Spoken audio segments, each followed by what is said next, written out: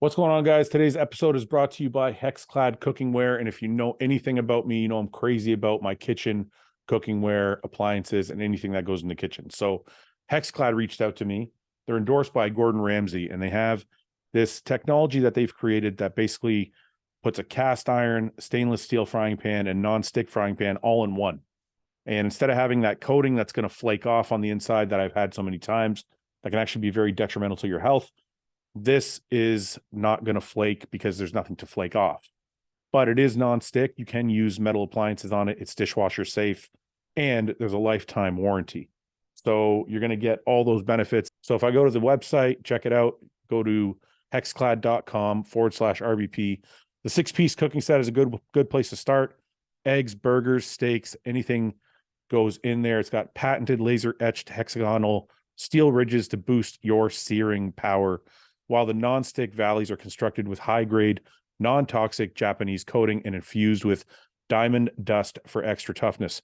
These are the best pans you'll ever own. Guys, if they're endorsed by Gordon Ramsay and I use them and love them, that means you'll use them and love them too, guys. And with the lifetime warranty, you can't go wrong. Guys, go to hexclad.com/RBP.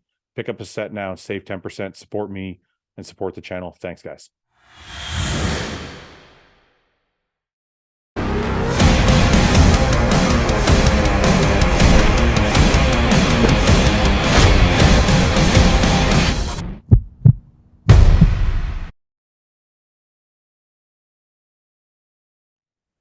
Mike, are you ready? Action. No. Hey, I like that shirt. Is that new? Yeah. I gotta start coming out on Wednesday. I gotta start coming out with some shirts that tell the truth. Have you ever seen like, you know, the Royal Guard in like Buckingham Palace or whatever? Yep. Have you ever seen TikToks of those people like just standing around and like tourists taking photos with them and shit? Yeah, I've seen like where they bother them and shit. Yeah. Have you seen that? Yeah, they've been doing that for a long time. Does it aggravate you as much as it aggravates me? I just hope that one of them hauls off and cracks them in the face. They do sometimes. If they touch them, are allowed to touch them, right? Yeah. So I find it's just like a sign of the times. Like, it's funny how people like just have a lack of respect, and they think they can do whatever they want, kind of thing. Yeah. And it's just like, I want to show you this right here. Watch, check this out. So this lady's being respectful, right? Of course. So much.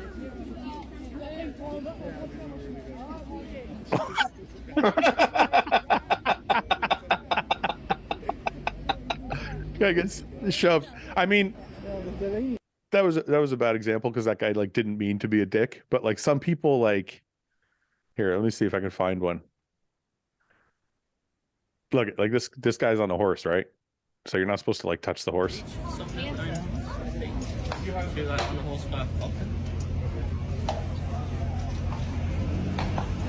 To be fair to her, she hasn't moved yet. I thought she's gonna get hit by the horse. Yeah, no. Most people. Okay, I should rephrase. Most people have enough sense to like not do anything. Yeah. But some people just like, here, let's see this one. Like, this guy's just standing there minding his own business, right? And she's like being obnoxious, and like, I just don't understand what you're getting from that other than trying to be obnoxious. Well, I mean, at least she's not like got her finger like an inch from his face. But like she obviously annoyed the fuck out of the guy. He left. Like, well, it is ridiculous that they're standing there as well. Like, I mean, like, do you think so? Yeah, like the whole place is under surveillance. It's not like it's like they need guards. No, I understand, but it's their job, and they're supposed to be, and like people come and fuck with them, and I'm like, why are you doing that?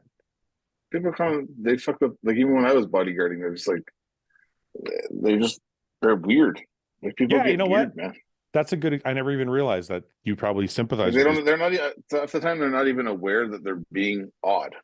Like, yeah, if they're asking for a picture, being too persistent, or like thinking that like they can Like one of the worst places I've been for that was Dubai. No offense to anybody in Dubai, but there's a lot of people who certain individuals that are there that are very entitled and feel like it's their, if you're here, I can do whatever I want. This is where I'm from. And I experienced it firsthand. It wasn't like I was hearing about this. So like I literally be standing in front of my person I'm with and they'd be like having dinner.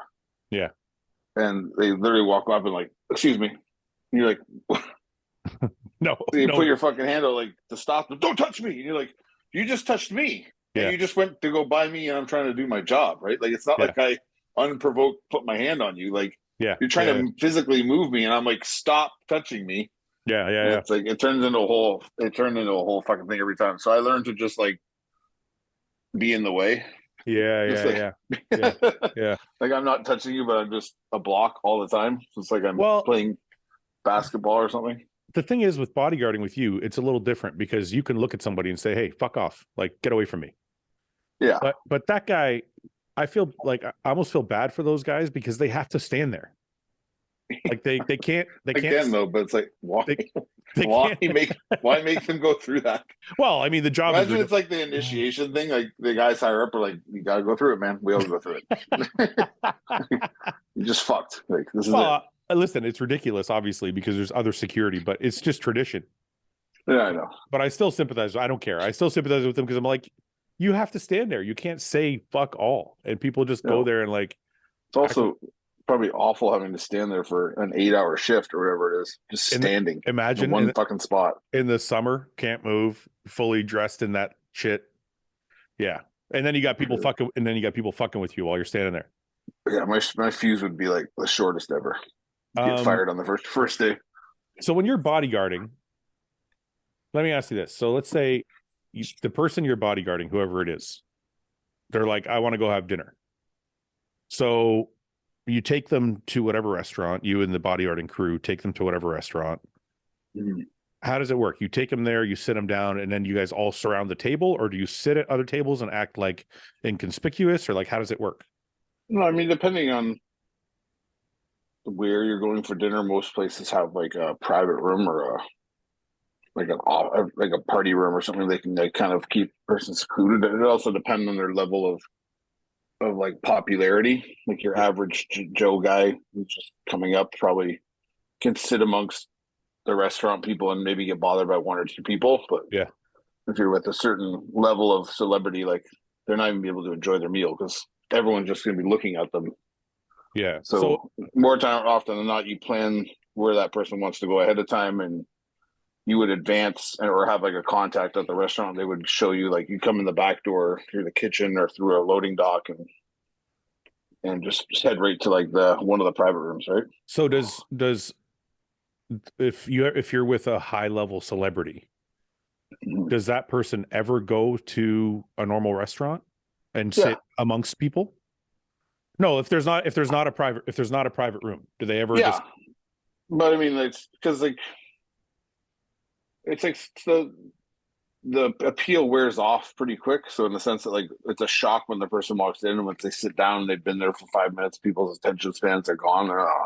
There might be the odd person like hold their phone up in the And when you catch them, they're like, oh, that's like to shit like that. Like you're literally going like this, and I'm like, and you'll be like this, and like, oh, so you have to, you tell them like, hey, put your phone down. Yeah, like stop. Well, fucking, would anyone want to be just filmed when they're sitting there eating or on a of course business meeting? Or it's just fucking weird, right? Like that's, I mean, people just they lose their shit. Like I had an instance where someone I knew was, this is after I had stopped working for, I worked for.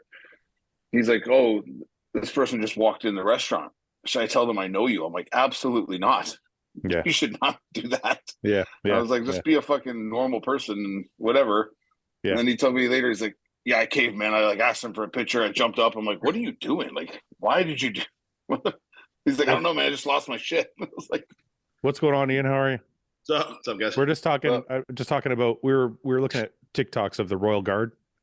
I don't know if you've ever seen those TikToks of the Royal Guard. You know how they can't move in front of like Buckingham? The British Parliament guards? Yeah, and so we're watching like people fuck with them, and it just drives me batshit because I'm like, I can't figure out why people would do that. Yeah, like just leave the guy alone, right? So then we got into talking about Mike's bodyguarding. So Okay, so let's say you take said celebrity to a popular restaurant. There's no party room, and they want to sit down and eat. Do you have to stand next to them? Do you sit at a table next to them? Like, how do you No, guard them? I mean, I can't speak for everyone, but most likely they'll give you they'll give you guys the surrounding tables.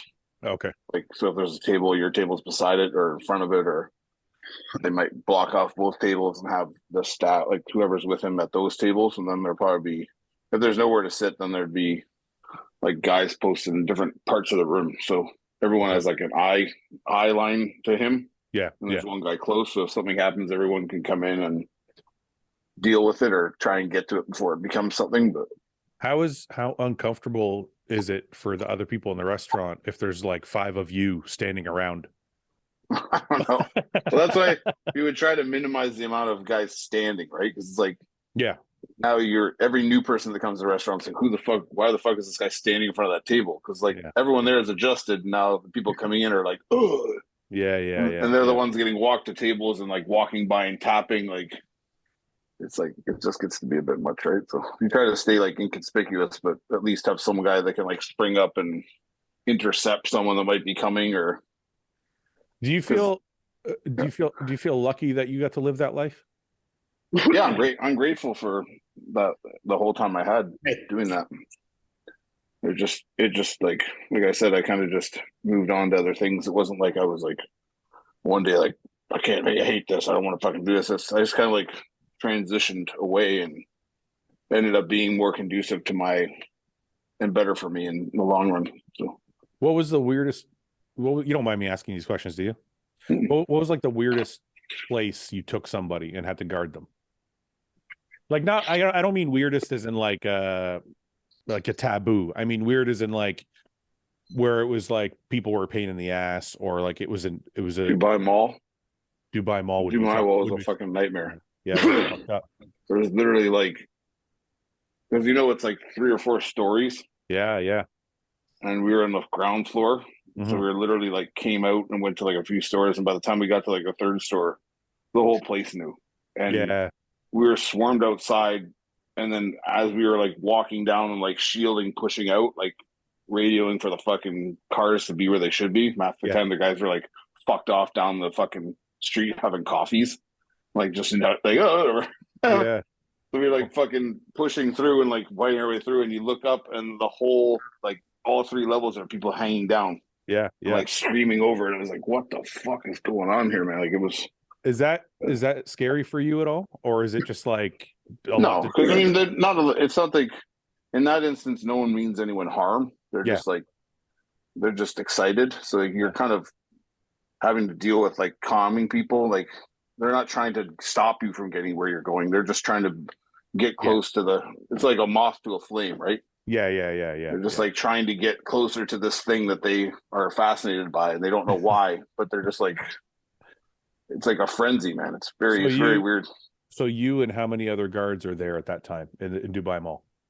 I think there's 4 of us or 5 of us. So we kind Wow. of created like plus there was entourage of guys with us, and so we kind of created like a kind of a bubble around the Yeah. individual, and then just moved through as So fast as we could. But so if he says, if the person says I want to go to the mall and they go your in. immediate reaction as a bodyguard is fuck. so, so he's like, Like fuck. I want to go to the biggest, busiest mall in the world. So Yeah. you're like, fuck. So then you go there. And like you said, like 3 stores in, the whole place knows. Does that guy or girl know that they have to leave? Or do they expect you to just stay there with them and shoo It people? depends. It depends on the person, right? Like I know other guys who've guarded guys and they just don't care. Like they'll put up with the frenzy and Yeah. they'll just keep doing what they want. But like when it gets to a certain point, you kind of all look at each other like this is not good. Like this can get really bad really quick, right? Yeah. That's a fucking life, Plus, it eh? could turn into like people that are a part of this frenzy could start fucking with each other to get closer, and then the next thing you know, a fight breaks out with They, them, and then there's people yeah. fighting, and like it's like it can go downhill fast, right? So it's better to just get the fuck out of that situation as fast as possible. What's the scariest place you've ever had to guard or scariest situation you ever been in? I wouldn't say it was scary, but the most tense situation was definitely in South Africa. There's there's some not so nice places there, and we had basically like an infantry group with us. Like these guys were like militia, loaded up, yeah. Holy so fuck. they knew where to go and where not to go, how to move, and I mean we didn't encounter anything at all, but it's just like the tension was high because like these guys knew what could happen if things went bad. So yeah. When you're in a situation like that, are you carrying also or no? No. Okay, so you just leave that to the armed guards and you just do your job. Yeah, I mean, there's guys who carry who shouldn't be carrying, and there's obviously situations in certain countries you can't carry, and in certain countries you can, and it's like that's just an independent choice. But you have to understand, like, if you're going to do that and you're not legally allowed to, that's instantly going to reflect on your client. Yeah. So like, it's not going to be your name in the news. Yeah. It's going to be like, oh, so and so's guard had a blah blah blah, and you're fucking done, right? So, wow, crazy, man. I'm fascinated by that whole fucking life. Yeah. Ian, what's going on with you, man? How you doing? For people, always looks lost when he comes. Sorry, guys. I was having some computer problems. I was gonna say, I was like, it's like he's not supposed to be there. The wheel kept spinning, and then it came on. It's gotta warm up, Paul. Remember? Yeah. Well, yeah. I think I got to run an update. Paul comes on last time before you were on, Ian. He's like, yeah, my computer's got to warm up. It's like Windows 2000 on that thing, or what? I'm not really sure what I'm running, but someone messaged me. Dialing up still. Yeah, it's funny. Someone messaged me afterwards and said, "Is it a Dell that you have?" And I was like, "Yeah." And he's like, "I got the same problem. I got to warm mine up for a little while too." So you guys are actually serious? Like it actually has to warm? I think it's bullshit. I don't know. Can I tell you how happy I am that the fucking Olympia's in Florida this year? Oh, I love it so much better, man. Listen, Vegas is cool, but like a bottle of water is like $25. It's like, fuck, man. I just as a competitor too, it's like you're staying in hotels, you're gonna fucking, valet your car every time you want to go anywhere. You're walking through the hotel lobby, and like, I'm not like the most famous guy in the world, but if I'm walking through my hotel lobby 5 times a day, I'm getting stopped multiple times a day to take pictures and talk to people. Like, I'm trying to just do shit, like, yeah. I don't mind that, like, right at the Olympia and, before the show, athletes meeting, press conference, that's my obligation. But like those weeks leading up, like, I'm just trying to do my thing, Can I actually make a side note? I just want to touch on that really quick because you mentioned it. So a fan messaged me and said that they were at the Empro Classic, which is the Spain Pro it's the Spain Pro bodybuilding show. That was this past weekend. And they said that Roman and I can't remember the other gentleman, they said stayed outside and signed autographs and took pictures with as many people as they wanted for as long as they could. Mm-hmm. And this person was disappointed because Michael Krizo left. Like very quickly after winning, he just kind of took off. And I said to the gentleman, look, he seemed a little bit disturbed by it. And I just said to the gentleman, look, when it comes to showtime, do not judge bodybuilders by how they act at the most critical time of a show. Yes, post-show is done, but you don't know if he's overly dehydrated. You don't know if he's got to be somewhere. You don't know if he has a photo shoot to get to. You just don't know if maybe he's not feeling good after the show. Like, I just feel like, and maybe I'm just covering for bodybuilders too much, but I feel like in the moment of a show, when you're dehydrated, when you're a high stress situation, if somebody's not able to take a photo with you, or they look grumpy, or they look tired, just give them a pass, right? Like I don't think that we should judge people based on one meeting or one incident. Yeah. And like, look, you know me, you can come up to me in the middle of my workout. You can interrupt me anywhere. Like, that stuff doesn't bother me. I'll sit there after a show and take pictures for 5 hours. But like, that's the thing. It's like, I'll also do that. But sometimes, like, like I'm saying in Vegas, it's an inconvenience in your daily life. And there's a time and a place for everything. And look, I'm more than happy to take pictures and do this, but it's just a lot in Vegas when it's like nonstop, Well, I mean, all I have to do is say I'm dehydrated. I don't have to talk to people. Yeah. Yes. But you have to actually. But the fucking life hack I didn't know anything about. Mike, you actually have to look. You have to look dehydrated. You don't look. Yeah. Be a hard sell for you, Mike. No, but I mean, even Paul, like, I remember walking through the Toronto hotel lobby and all that, trying to go from the venue to Oh, his room in between shows. and people were stopping him for pictures and whatever, and he had to be back at the judges table in half an hour. So we had to kind of be, I don't want to say rude, but we had to like get through some people really quickly. Yeah. I had to be like that in Toronto too, because the time between prejudging and finals was so short. Yeah. Like I wanted to make sure I could go, like shower, like rinse my tan off, get a meal in, you know, lay down for a minute, get resprayed, get back to the venue. So I'm leaving the venue. I kind of like, you know, I want to talk to people as much as I can. Like if they're there, I'll be like, hey, what's up? But sorry, I can't take pictures with everybody as the line starts. Yeah. But I just kind of got like, you know, hide in my family and just kind of walked out quick. And after the show, I'll stay there and take pictures, whatever. I don't give a shit. But I guess the reason I'm touching on it is because I've seen a lot of stories online, like, oh, I saw so and so at an expo, or oh, I saw so and so at a show, and they were this, they were that, and I've been guilty of it also. And I'm like, I don't know, maybe you shouldn't judge somebody based on one interaction, because maybe you caught the guy at an expo and it was like 8 hours after he'd been standing there all day long taking photos. Maybe he wasn't as enthusiastic as he was. People have to understand too, like, it can be opening the floodgates sometimes, and depending on where you are, you know, like, because I've done it a million times where I see one person and you open that door and you're like, hey, they're like, can I take a picture? I'm like, yeah, no problem. The second everybody else sees one picture, they'll be like, hey, can I give them two? Can I give them two? Can I give them? It's like one can turn into 50. So it's like, you need to know the timing. It's like one isn't always one. It may be for them. They're like, I just want one picture. But it's like, if you get one, all these people think that they should get one too, because it's like, why do you get one, not me? You know? Yeah, which is normal, which is normally fine. But like, if you're trying to get somewhere, then it becomes Go ahead, Paul. Remember, we had to get Samson out of the Arnolds the day after the show. That was actually very tense for Samson, because it was something that he's not used to. Yeah. So Samson's used to being stopped for like one or two photos here or there, but after winning the Arnold, after winning the Arnold, it was like the whole fucking place wanted to take a photo with him, and he was like, actually, like, I don't know where to go. Well, also, it was the morning after the show. He's dehydrated. He had no food and water with him. He'd been standing there for like 6 hours. He couldn't leave. He just kept getting mobbed. So we had to help him get out of there. And that's the thing. Eventually, like I was saying, it's like, you know, one isn't always one. So there has to be a time where you're eventually like, okay, I got to stop now. Like, I'm done for the day. Because if I keep going with you, we could be here. You know, think of someone like Chris Bumstead. If he doesn't cut the line, he could stay there for 4 days, you know? Or like, like Mike was, you know, we were talking about with Mike. It's like, you go somewhere like that and you know, you take one picture with one person. Now you got fucking 6,000 people want to take goddamn pictures. Like, well, I just actually saw pictures from Chris and Hani's seminar. Yeah. That's fucking crazy, man. He had like fucking 400 people there. I mean, and the other one I think was bigger than that. The one they did in Texas looked like it was even bigger. They're like selling out like full-size fucking venues, man. It's crazy. Listen, that's like that's celebrity shit when one guy shows up and you know how much the tickets are for those fuckers too? How much? Like $200-$400.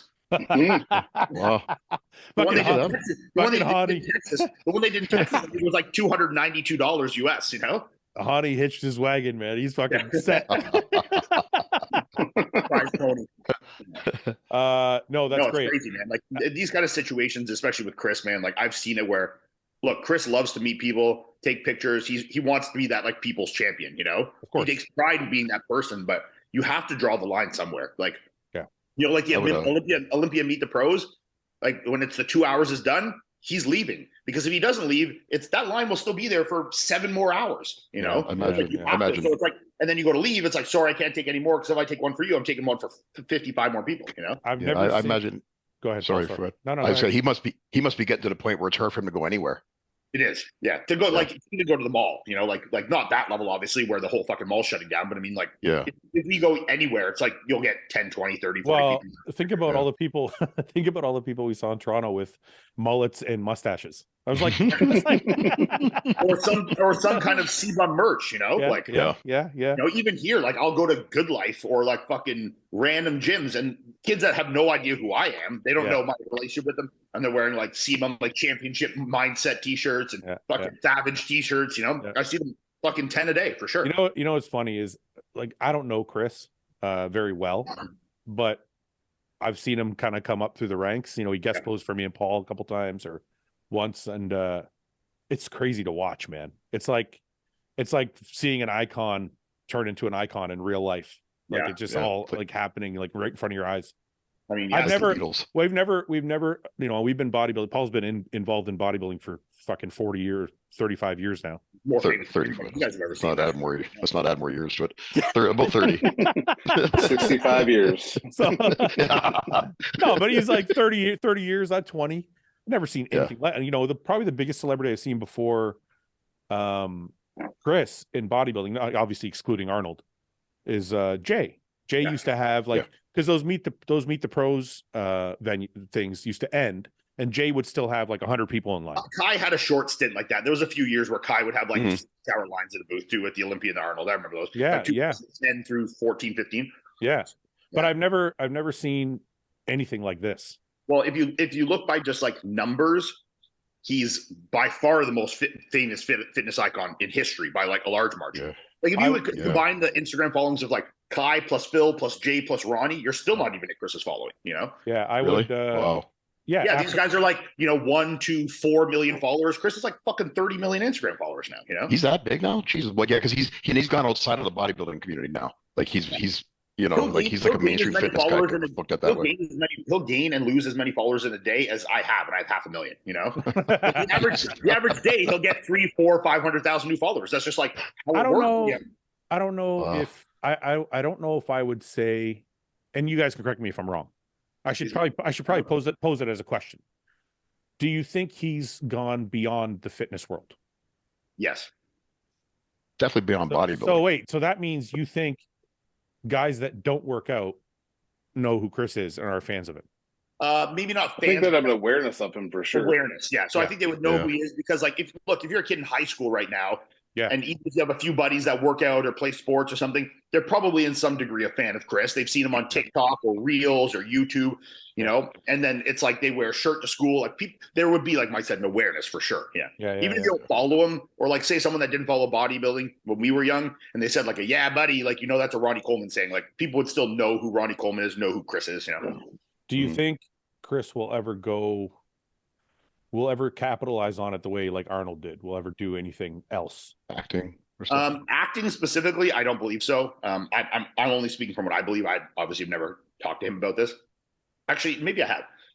I don't think he has any desire to go into acting, but I think his passion is in like the business side of things, you know? Like doing the companies and doing the apparel. Like he really wants to do like high-end clothing, not just like merch, like you know, real apparel, like you know, high-end stuff.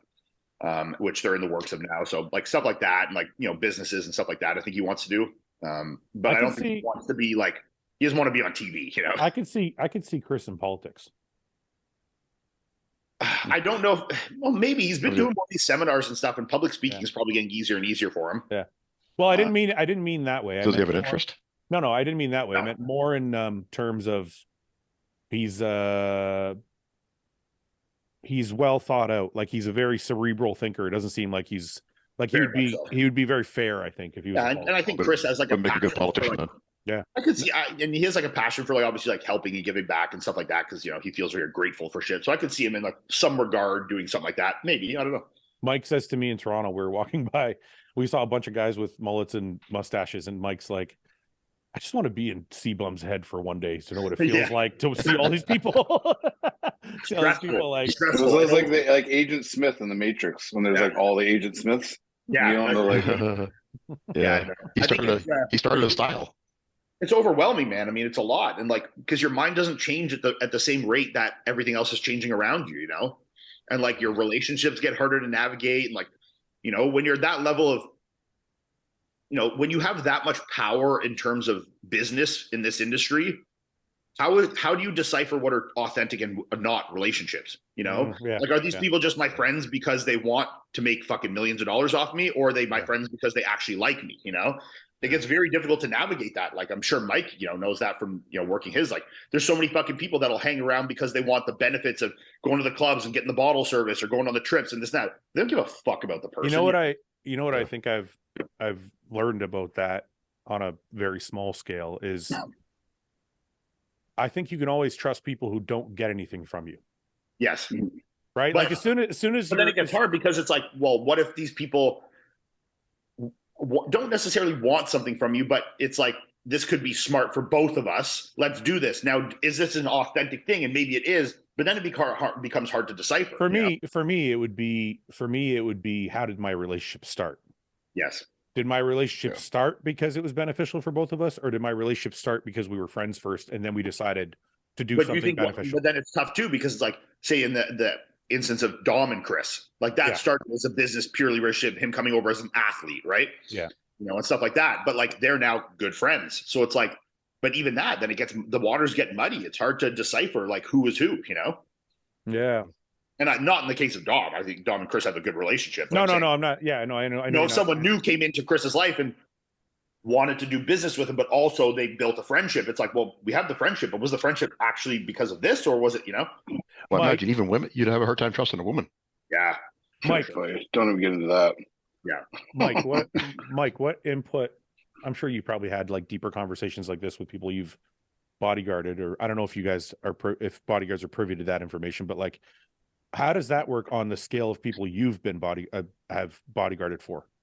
Like, do they have the same conversations? Like, I don't know who to trust, or I don't know who to like bring along. No, that's why a lot of guys, like, I'm sure Chris is the same, because he has a core group of people around him that have been around him for a while. Those are like, everyone has like their core group, and some people's core groups are bigger, and some people like core group, they kind of fall off, or they catch on new people that become of that group. But you just see like there's a nucleus around the person that kind of buffers them from the outside world. So people don't have direct access to them, in a sense. And the only people they really have direct access to are people on the same level as them. Yeah. But let's see, let me ask you a question. So, or I'll ask both of you. So let's say, I'll just so I can figure this out in my own head, I'll use myself. So let's say my core group is you three and like Ben, right? Okay, I got 4 guys that don't really need anything from me, don't really get anything from me, we're just friends. But how do I know not to let anybody else into that circle? Yeah. No, you kind of vet people, right? And the people you trust vet people. But a lot of the times when people are coming up, they'll, like, if there's the 3 of us were like your nucleus and Ben, you would almost put a lot of these people in that position, will put each one of those people in a position of power, or a position of like standing where they represent they represent them in a certain way. So they're now a gatekeeper to anybody coming at us that wants to do like a product type thing, or this guy like wants to mark, like this guy wants to like build something with us. He's like, this is my finance guy. This is my, like, you put these like trusted people in positions of like authority. So nothing really gets past them. If they think something's legit, then they bring it to you and you're listening to them speak about it, as opposed to like, we want to meet this guy.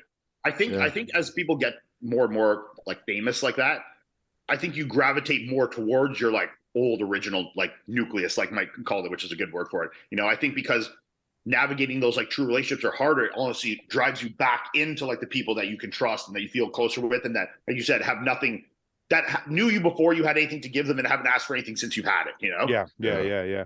I think and like that's like you said, the gatekeepers perfectly, because like, you know, Chris could have Matt Thompson, which is like one of his best friends, and then like, you know, say someone comes in to do business and stuff, and like, okay, they'll deal with Matt and they're in the group now, but like it's Matt is now that navigating that relationship, not Chris. So it's like there's kind of different nucleuses around the main one, you know? Yeah. Understood.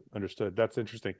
I wonder if that's where the saying like it's lonely at the top comes from, because I can only imagine Chris probably has or anybody of that, not just Chris, I don't want to make this all about Chris, but anybody of that level of celebrity probably has that feeling of like, well, that's why they almost, it's almost like, sorry, but I was going to say, it's almost like, is there ever a period where if you're somebody of Chris's status that you could trust everybody? Like, let's say excluding that core 3 or 4 people. You probably shouldn't. That's why they look for people like in his position and people in like super famous positions. They almost look for a person that's even above them. Yeah. So they can, they're now their sounding board of like, what do I do here? Like, I'm a mentor. I'm worth hundreds of millions, but you're worth 2 billion. Yeah. Well, see, and I think that's the thing. You have this, and this, and this that I've never have been a part of. So I'm going to learn from you, and I'm going to grow, and I'm going to trust your opinion on stuff, because now you're my mentor. Because who can you trust below you, especially when they're making money off of you? That's the prime example of Dom. Like Chris was, you know, Dom was already a successful, wealthy businessman, brought Chris in that, or like you've seen Chris has been hanging with Christian Guzman for a bit and stuff. It's like these are guys that like are a little bit above you, and you can learn from them, and you can learn to do stuff together, and there could be a trust built there, because it's like Nobody needs anything from each other. They don't need you, like, right? We can build more together, but we don't need each other. Like we're just yeah. Listen, we'll all get rich and we can all be buddies. But like, I'm not gaining way more than you, or vice versa. You know. I think that's the ultimate. I think that's ultimately the answer. If your relationship, if your relationship is built on what can I get from you, you have a problem. Well, yeah, and if there's a unbalance in the scales, like when you talk about Chris and Dom or Chris and Christian, it's like there's a mutual beneficialness there. Like Chris isn't so much more famous than them, or that has more like power in doing business than they do, that it's like they can only benefit from him. He can also benefit from them, like Dom from learning the business, or Christian from Alpha Elite. And it's like there's a mutual where like if Joe Schmo that he meets at the gym is like, hey, I got a great idea for you, it's like you're completely using Chris's resources. You really don't have anything to give him, Yeah. So then the scales are so imbalanced. It's like that's when the disgenuineness can be more difficult to navigate. So I guess that's a better way to put it than I put it, because you do want to, in a friendship, you can utilize each other's 100%. Each other's. Like if you and I went and did something in business together, it's like we both can bring something to the table. Like my name and my prowess, and your business and your prowess, and like your name. You bring something together and build something bigger. But like there was already a trust and a foundation there, and there's also not like I need you way more than you need me, or vice versa. Yeah. Interesting. Yeah. Fuck, that's really crazy, man. I can't imagine being that person. Yeah. Well, listen, it's good for Chris. I'm happy for him, man. It looks everything like that. When I saw the pictures go up today that he posted about the seminar, I was like, that's fucking awesome, man. And you know what I was going to say? I was going to say, actually, it was in New Jersey. I was going to say, actually, and I don't know if this is true or not, it's just the impression I get when you were talking about people being on the same level. Mm-hmm. Hani is a very, very successful business person and coach. So I feel like they are on the same level. No, like look, they're both making a shit ton of money, but like they didn't need each other. Like I know, but Chris needed his coaching just as much as it's. But let me finish my thought. So I was actually going to say also that Hani has been around so many high level athletes for so many years that I also feel like, as the older kind of been around the block guy, he's got a lot of wisdom to impart on Chris outside of just nutrition. I honestly think Chris's biggest choosing factor for Hani was not necessarily his coaching prowess. Yeah. I think it was his ability to help guys mentally, his way to navigate the industry, and with guys at that super high level, winning an Olympia to Hani is not, holy cow, this is the, you're not going to crack under the pressure of coaching a guy that's probably going to win the Olympia. For a lot of guys, this is the first, this is high pressure. To Hani, this is another day at the office, So I think his status in the world was way more of the drawing factor than necessarily, like, let's be serious. I won Olympias with Chris. You don't need the best coach in the history of Olympias coaching to have Chris win Olympias and look fucking awesome. Yeah. But the other things that came along with Hani, I think, was the thing that really drew Chris to him, without speaking at a turn, because I know you don't want to speak for Chris, but would you say it's almost somewhat of a mentorship? I think in some ways, I think especially in like the mental state, like championship mindset, mental state, navigating the world of like, expectations as a champion, and like, going into shows and like, keeping your mind and your head on straight, and like, navigating all like the obligations you have at that level, as well as being a competitor.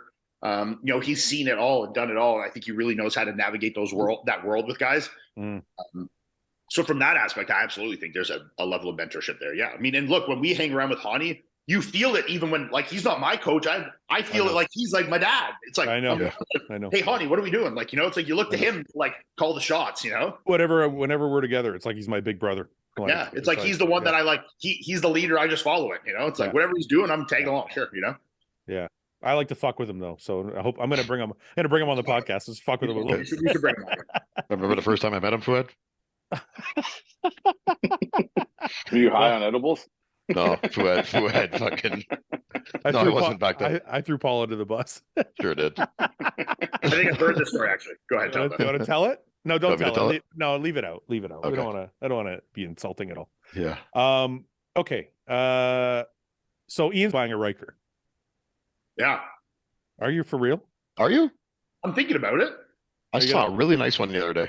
Yeah, I want like a cool sporterized one like that, with like no windscreen, very skeletonized. Are you getting the bigger one? What's the bigger one called, Fouad? The Spider. The Spider. This is a Spider. Is it you getting one of those, or are you getting the Ryker? Ryker's a little more skeletonized, but they have not like this, like more like those. Not even that. That's way too big. Like that's this? better, but like see the one below I like it. that. Below it, no, the gray in the side pan. That's my wife's. This is a Ryker. Yeah. So go back to that's that a Ryker. one. Go back to the green one. Yeah. On the right side, bottom middle. That's cool. Like this kind of look. Yeah. That's a Spider. That's nice. Yeah. Yeah. Fucking snowmobile. So, It's literally a fucking snowmobile. it does, yeah. Well, it's made by Bombardier. Or Can-Am. Like Bombardier, Can-Am, yeah. yeah, and they make snowmobiles. So basically, all he did was take a snowmobile and put fucking wheels on it. Wheels on it. Yeah. So I bought my wife one because I wanted to go riding with somebody, and she, even though she got her motorcycle license, she's still scared to ride a motorcycle. Yeah. So I bought her a 3-wheeler so we could go riding together. Yeah. So we were out the other day, and Ian must have seen the photo or something. And now he wants to buy a Ryker. Well, my dad has a Spider. Yeah, he told me that. We were talking about that. He's had a Spider for a long time. Like he does he drives, here to fucking California, here to BC, like does full tours of the US in it. Like he drives like thousands of kilometers on that thing. And I always thought they were cool. Like I don't think his is cool because it's They're like not, bags and they're not cool for you. You should buy a motorcycle. I'm not going to buy a bike now. Well, listen, I'm telling you, You have to grow a mullet if you get a Ryker, and you have to start wearing pit vipers like riffraff. You're going to be in Florida. You're right by him. I'm What's listening. that snowmobile guy who did the funny snowmobile videos? I don't know.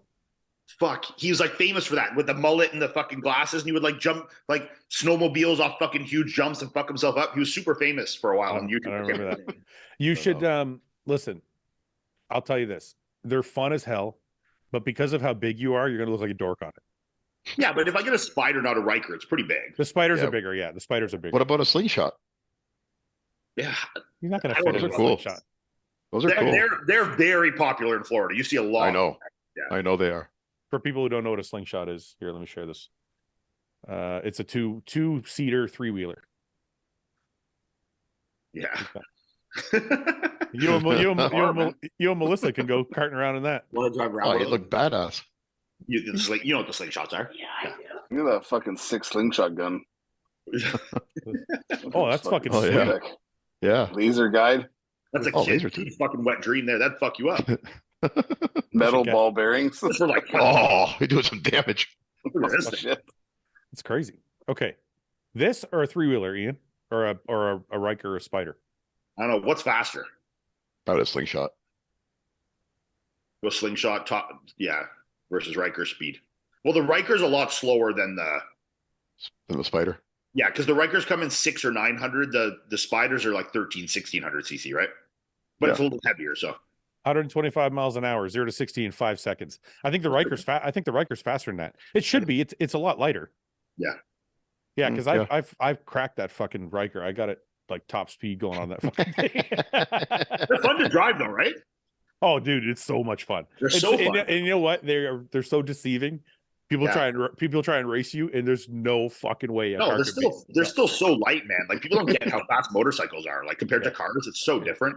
Yeah, they're a lot of fun. You just kind of feel like a dork on it. You're like, I'm on a fucking 3-wheeler. I see them more and more often. Yeah, I see them every day. Maybe I just notice them more now. I don't know. No, I think people's like fear of motorcycles are getting higher. So I think with that, it's like people that want to ride bikes but don't want to have like, you have the front on profile more of a car, so it's like easier visibility for the people and stuff like that. I think that's what draws people to them. Well, it takes all the skill of riding a motorcycle out of it. Like there's no gear changing. It's just gas and fucking. Their CVT, right? Their CVT belt thing. Yeah. It's just a gas throttle, and then your brake is on your foot, and it's like driving an ATV. Yeah. And then there's no balance because you have fucking 3 wheels. So like you're eliminating. My dad's 75 years old, so like he drove bikes for a long time. He's getting older. He wants to have his wife on the back. They want to drive long distances. They pull the trailer behind it. For him, he's like, I don't want to worry about fucking, her on the back and might be tired driving this thing all day. So this was just like an easier choice for him. Yeah. Me and Samson have a bet. So I told Samson I was going to ride to California. Yeah. And Samson doesn't think I'll do it. I guess from here, straight shot to California is like 32 hours. That's obviously nonstop. Yeah, so it would be like 4 8-hour days. I said to Samson, I said, probably do it in 3 hours or in 3 days or 4 days max. And he doesn't think I can do it. So I'm like, so we made a bet. He's got to pay for all my gas. He's got to pay for my hotel. And he's got to make a post telling everybody how great I am. Cherry on top. So I think Ben's going to come with me.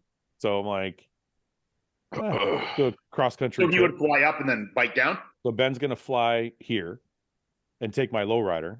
Yeah. And I'll ride the road glide, and we're going to fucking ride down together. Nice. And I'm like, Ben, I need to get my spider, and I can fucking. That would be fucking sweet. Yeah. You could take, you know what? You should test it out. You should fly here, and then you could take Summers Ryker. Oh, yeah. We can do that. Yeah. The three of us will go. There you go. If you guys do it, I'll do it. You're not going to do it. I would need to do it post Olympia, but then we'd be like November then. No, we can't do it then. We got to do it like next month.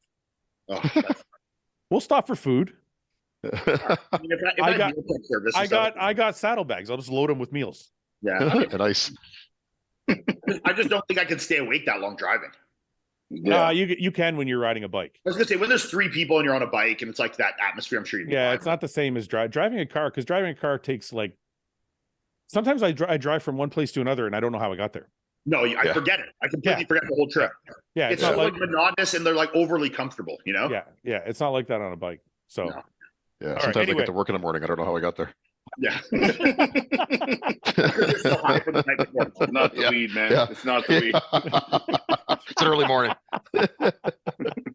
All right. More importantly, this hair. She got some fucking crazy braids today. Well, let me see. She got cornrows.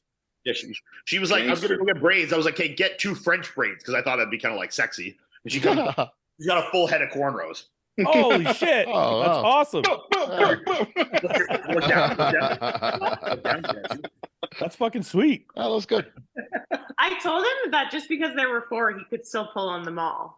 Yeah. Like just grab. I want the 2. I want the handle. Like the rain. Like I'm like Reigns. Yeah. Man, I gotta. Melissa, talk to my wife for me.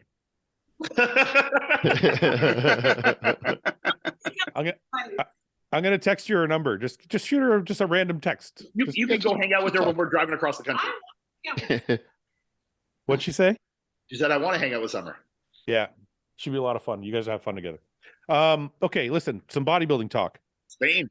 The Spain Pro, the Empro Classic, whatever you want to call it, was this weekend. We all got the top 2 right, then we got everything wildly wrong after that. Yeah, what did we get here? We didn't get, none of us got third right, because I third had and fourth, neither of us had in the top 5, I don't think. I had Johan in third. He was end up 7th. Mike had Presti in third. And he had Clan Sear in second. I think Mike's got the most wrong. Yeah, Mike, he lost the bet. Nipple ring. What was the bet? Nipple ring. Nipple ring. No, it wasn't. No, it wasn't. It was a tattoo, no. You weirdos. Oh yeah, it was the bro cat tattoo. We canceled that. Shut up, Ian. Wasn't it just dinner or something like that? I was all bummed out about it. Yeah. Mike already had a free credit, so he's. Oh right, my skates. Who's the next most wrong after Mike? The next most wrong after Mike was So did the other 3 of us all say Presti and Crizzo, Presti, yeah. Yes, and then Paul and Ian, you guys had Roman in third. Yep.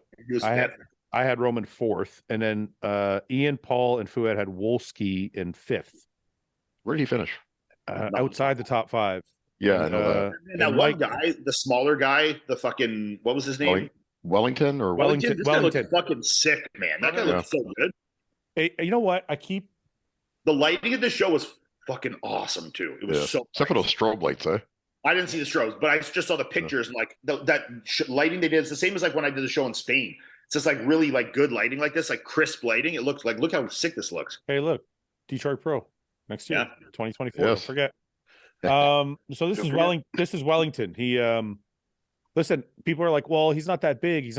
And I'm like, yeah, but he's actually got like perfect fucking aesthetics and symmetry. If you need to grow, this is the best starting point, you know? Yeah. You start with perfect shape and build on it. And your shape might get a little worse, but you still got better shape than everybody else. You got very clean lines. Conditioning needs more arms, good. Obviously, but those lats are awesome. The waist, like look at those lats, man. Yeah, great shot. Good quads. He looks young too. Good quads, separated, good size. Chest is good. Needs a little more hamstring, but like hamstring arms, and this is it looks good now. Now he's relaxed. It separates well though, yeah. Like this side chest. That's Dexter Jackson. Look at that. That's beautiful, yeah. He's very everything's very proportionate. There's nothing lagging. I was a huge fan. When I saw this guy come out, I was like, fuck, he's not big enough, but he looks fucking sick. He needs a little bit more back. I will say that. But like, look at the glutes and hams, look sick. Yeah. Mhm. Lat width is still awesome. Like, this is a great spot to, like, if you put on 10, 12 pounds over the next couple of years, like, this would be a fucking awesome physique, man. Yeah. Fouad, can you see what I just sent you on Instagram? Um, You want to see some lats? These are some lats. let me see. If it pops up. Presty looks fucking sick too. I like Presty.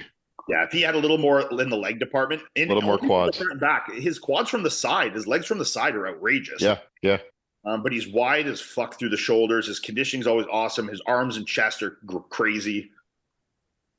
What the fuck are you sending? This girl's lats are insane. I'm waiting for her to turn around. Look at it from the front. Yeah, I know you can see him from the front here. Let me Oh, God. let me show. I sent this to one of my clients today. I sent it to Melanie Horton, and I was like, "This girl's rear lat spread is fucking insane." She's like, "I need to start lifting people over my head." Let me see here. Where's my messages? There.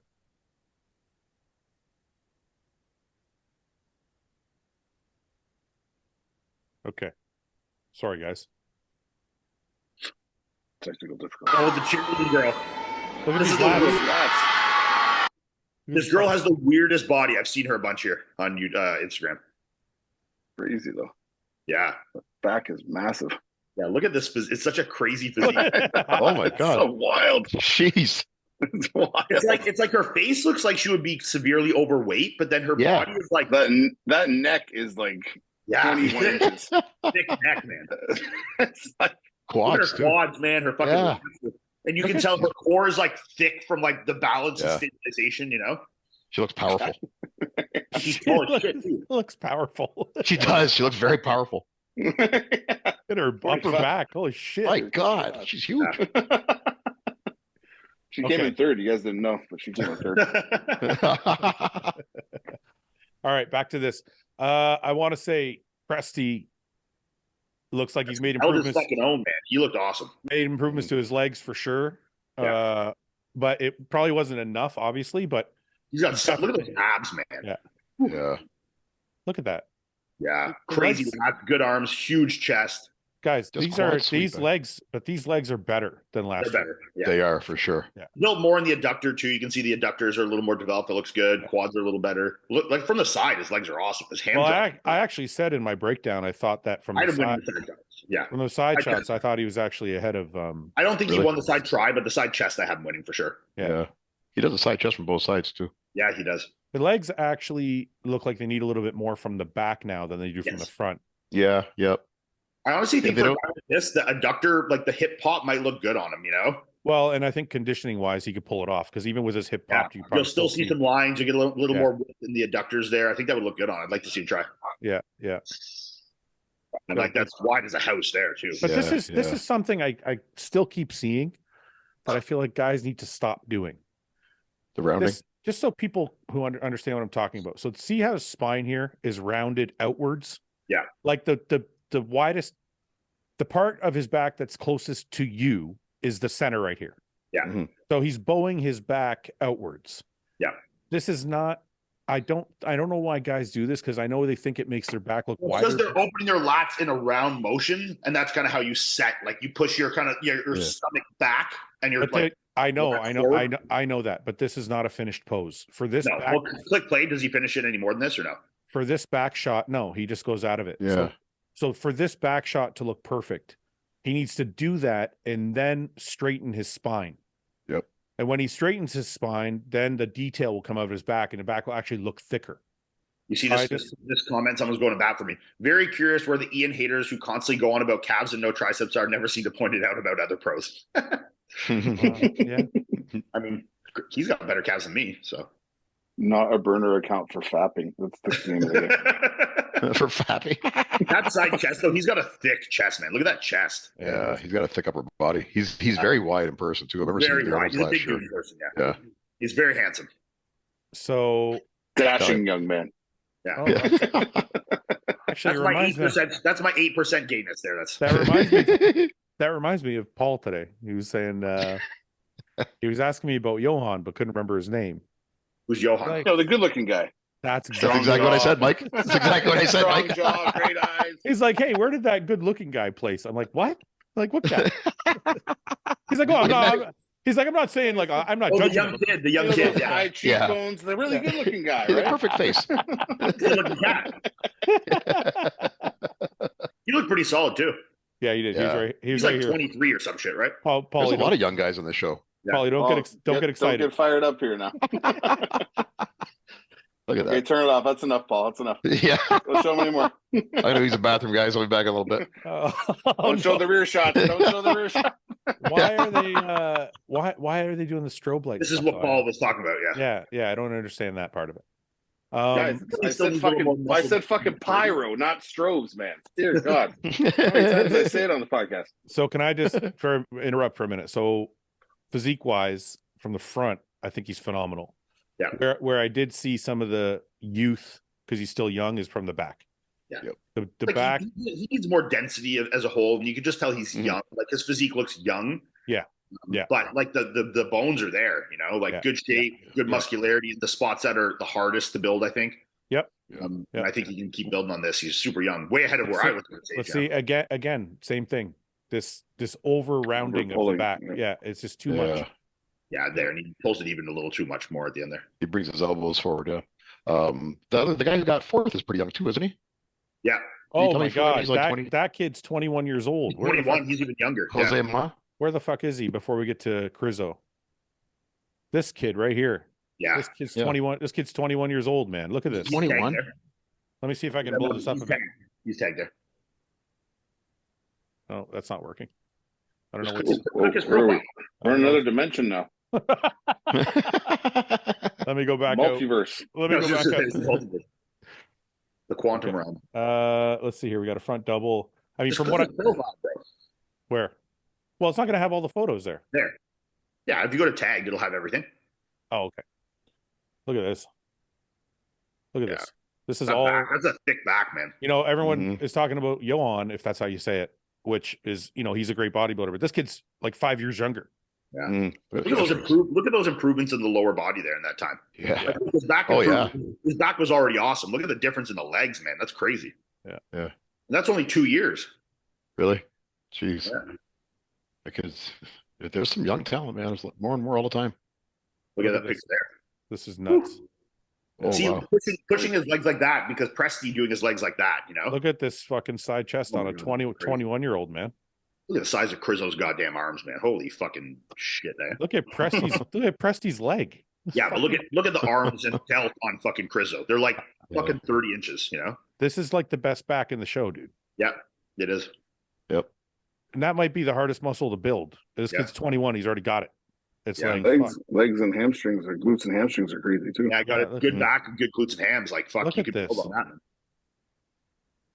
That's really the best back shots in the show. Look at that side try, dude. Look at the fucking arm on the side try. Delt, side leg is split, waist is tiny, chest is huge. Is this his first pro show? I think so, man. Yeah. It's incredible. Like every shot looks fucking great. What else does he have on this profile here? Go up. That's from when he turned. Oh, this is the show, yeah.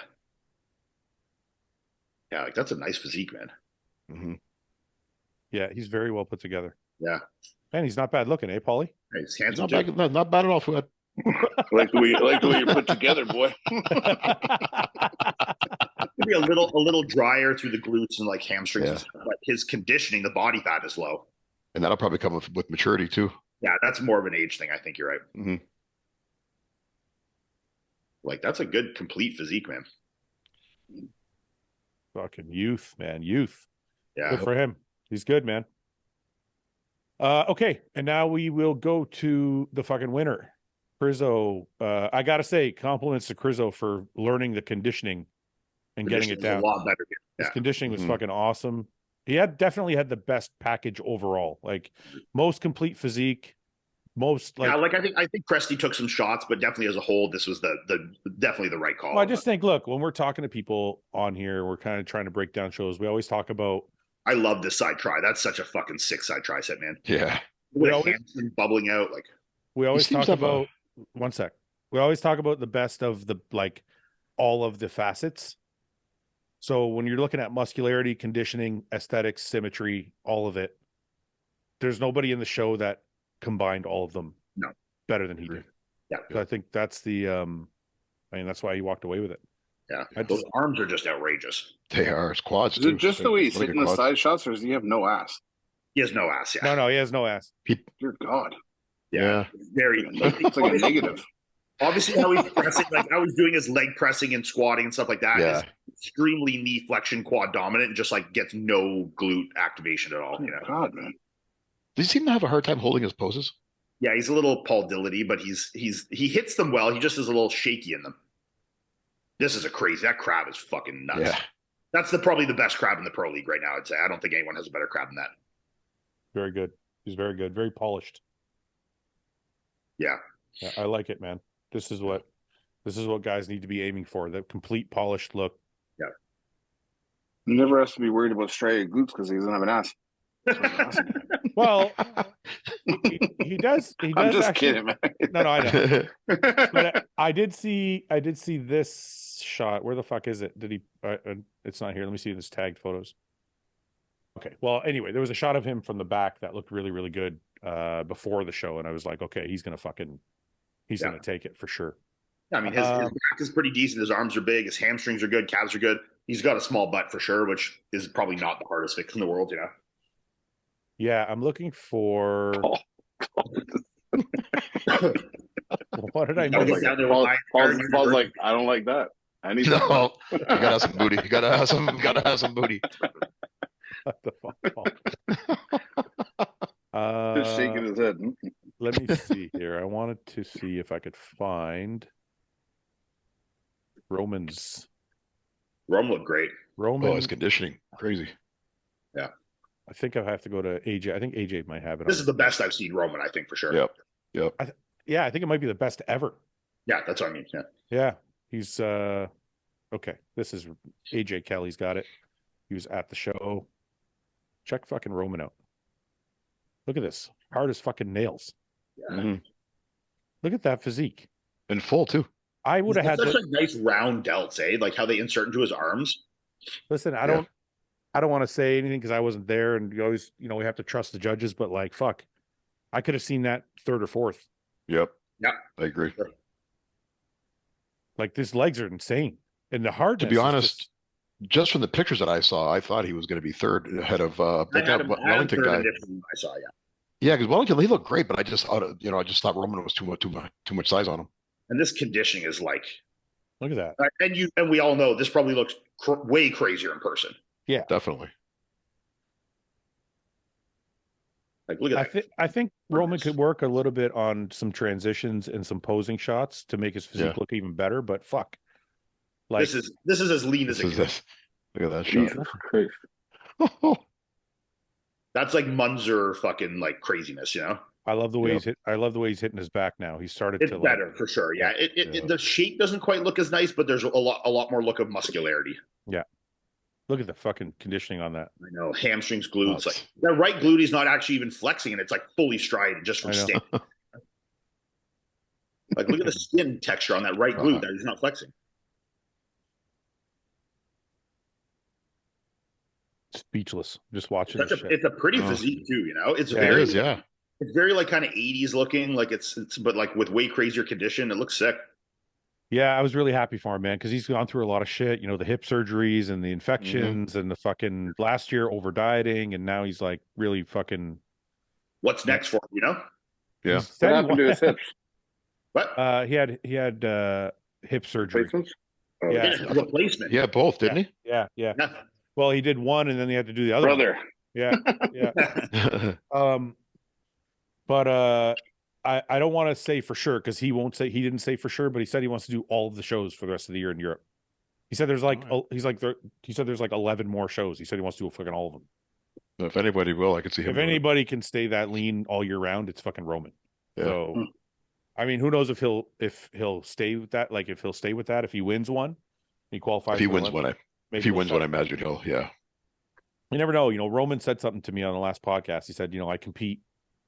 I think he said this, or he said to me maybe in private. I can't remember, but he said I compete because it's my job, and I want to win. I want to make money. I want to do all the shows. So I don't think he looks at it like, well, I just want to do one and win and then qualify for Olympia and then sit out. I think he looks at it like it's my job to compete, and I want to do the shows if I'm in shape. Yeah, some guys. I remember Johnny Jackson was like that. Yeah. Like it was more like a job to Johnny. It seemed like. Remember Johnny for a little while was king of the $10,000 shows. Yeah, and then Darren. Yeah, because he did all the small shows and would fucking win all of them. Him and Darren. Yep. How many pro wins does Johnny have? I don't know. It's got to be Close to 10. Close to just under 10 or something. Yeah. The remarkable career of Johnny Jackson. Wikipedia will have it even. 1 second. It's probably got a list here. Or not. Excuse me. Contest history. No, we're not yet. There we go. Pro shows right here. Nope, that's NPC. Pro shows. Fifth. First one is Montreal Pro 2006. Then Atlantic City. 2. I was at both those shows. 2. Oh, I thought he won more than that. 3. Really? 3. 4. No, that's not a. No, that's not a. It's just 3, 4, 5. 6. South Africa, Toronto. 5 or 6. 5 or 6. That's still good. 5 fucking pro wins, man. That was a tough. Not. I know people don't want to say eras and this and that, but that was a tough era. Like, and there wasn't as many shows as there is today. Well, you also have to look in there too. Like, there's Toronto Pro 2nd, there's Europa 3rd, there's 2nd, 3rd. Like, there's a lot of other high placing shows in there. Dexter's got the record though, right? Yeah, it's like 31. I think Dexter, then Kevin. And I think Milos has a record for most shows competed in. Yeah. He's done like fucking 150 shows, hasn't he? Yeah, as a pro, and not to mention his amateur shows. I think I've done over 30 shows now. Pro shows? I think I've done. Your amateur career was short. Would you have 3 amateur 24 shows? 25 pro shows, yeah. And how many amateurs? 3 or 4? No, because I competed as a junior, 2010-11, only doing junior. So I did Ottawa's provincials, nationals as a junior, won those 3, won nationals, and then I competed in 2013-14 doing my open, so another 3, so 6 total amateurs. Okay. 6, 7, 8. And then these are classic physique, 9, 10. 8, 9, 10, 11. 12. Who's this with? 12. Darren Charles. 12 pro wins, but look at all these. There's a bunch of second places in here. Look at second. He was like the king of doing like these shows and winning money. That's what we just said. We used to call him the king of the $10,000. Dude, actually, has won a fucking shit ton of shows. Is Nathan? Nathan's won like 9 or 10 shows. Diasha's won 8. Yeah. Has he? He's won 8 shows. Yeah, 9. 8. You sure? I think it's 9. No, I think it's 8 because I paid the bonuses. You got the receipts. It says in his profile 9, but maybe it's 9. Maybe I'm wrong. Either way, 8 or 9, whatever. They're still fucking impressive. Yeah, it's still very impressive. Well, Nathan's a very good bodybuilder. Yeah. Oh, yeah. That's a lot. I mean, almost 10 pro wins. That's a lot of fucking wins, man. That's crazy. Like, who else competing has that many regular show wins? I don't know of anybody. Oh, this doesn't have all the shows. This one's got 1 pro win in 2016. Toronto. Second one in 2016. And then there's nothing else here after 28. What did he win? New York and Toronto in 616? No, the Ferrigno Legacy. Oh, yeah. Cali and Toronto. Okay. I don't know. But he did win New York. What's going on, guys? If you haven't checked out HOSSTILE.com yet, you haven't checked out our merch, or you haven't checked out our supplements, get to HOSSTILE.com today. Use code RBP and get 10% off your order. I'm going to show you guys where you can pick this up. If you just go to HOSSTILE.com and you go to brandwear, it'll bring you to this page. And, if you click on for him, it's all broken down for you: bottoms, hoodies, tanks, raglans, and t-shirts. So if you do this, just scroll down. We have some oversized stuff in stock. We have the originals, some more oversized. We have some of the podcast tees, and the list goes on. The flannels are awesome. Everybody loves them. Some of our newer stuff here. And this is the Real Bodybuilding t-shirt that I'm wearing, and a couple of women's tees as well. So guys, there's a lot of stuff. Now, if you go to accessories, we also have lifting gear. We have flags for your gym or for your bedroom, towels. This is an ebook that I've created. And of course, the best supplements in the game, Hostility, Bloodshot, are the 2 best in my opinion. And it doesn't really get any better. Guys, get to HOSSTILE.com. Check out all our cool shit. Check out our merch. Check out the best supplements in the game. It's not a trick. Don't get fooled drinking flavored water. Get some Hostility, get some Bloodshot, use code RBP, and save on your order. Support the brand, support the podcast. Thank you guys for watching. Let's see here. NBC News Online. Let's see if they have a contest history here. Like who would you say competing now has the most pro wins? Like I can't think of anyone that has more than that. Well, Right now? I think it's tough now because guys don't want to compete like they used to. Yeah. You know, guys used to do as many shows as possible for a reason. It was they didn't have YouTube money. They didn't have as much sponsorship money. Well, maybe they had sponsorship money, but they didn't have YouTube money. They didn't have all these other sponsors. Like back in the day, you had maybe a supplement sponsor and then a magazine sponsor. Maybe a Flex magazine or Weeder. Now you have clothing and supplements and fucking energy drinks and fucking and wrist straps and lifting gear. Yeah, it's like it's fucking everything. Meal prep companies, you know. Yeah, so I don't know now how like why guys compete less. Plus, I think guys have to get bigger maybe, and the demand on their bodies more. Yeah. So it's like instead of doing 10 fucking shows a year, they're like, I want to just do the big shows. Yeah. And fucking. Yeah, like who from the Olympia? I mean, Ramy's probably got a few wins, but not a crazy amount because he's like been an Olympia guy year after year. But yeah, I mean, Bonac might have a few wins. Kamal's got a few. I honestly couldn't tell you like who's competing in the new generation has the most pro wins because a lot of guys just don't. I mean, it would probably be Nathan, you know? Could be. Yeah. Okay, let's do some questions because I just posted it and we have a bunch.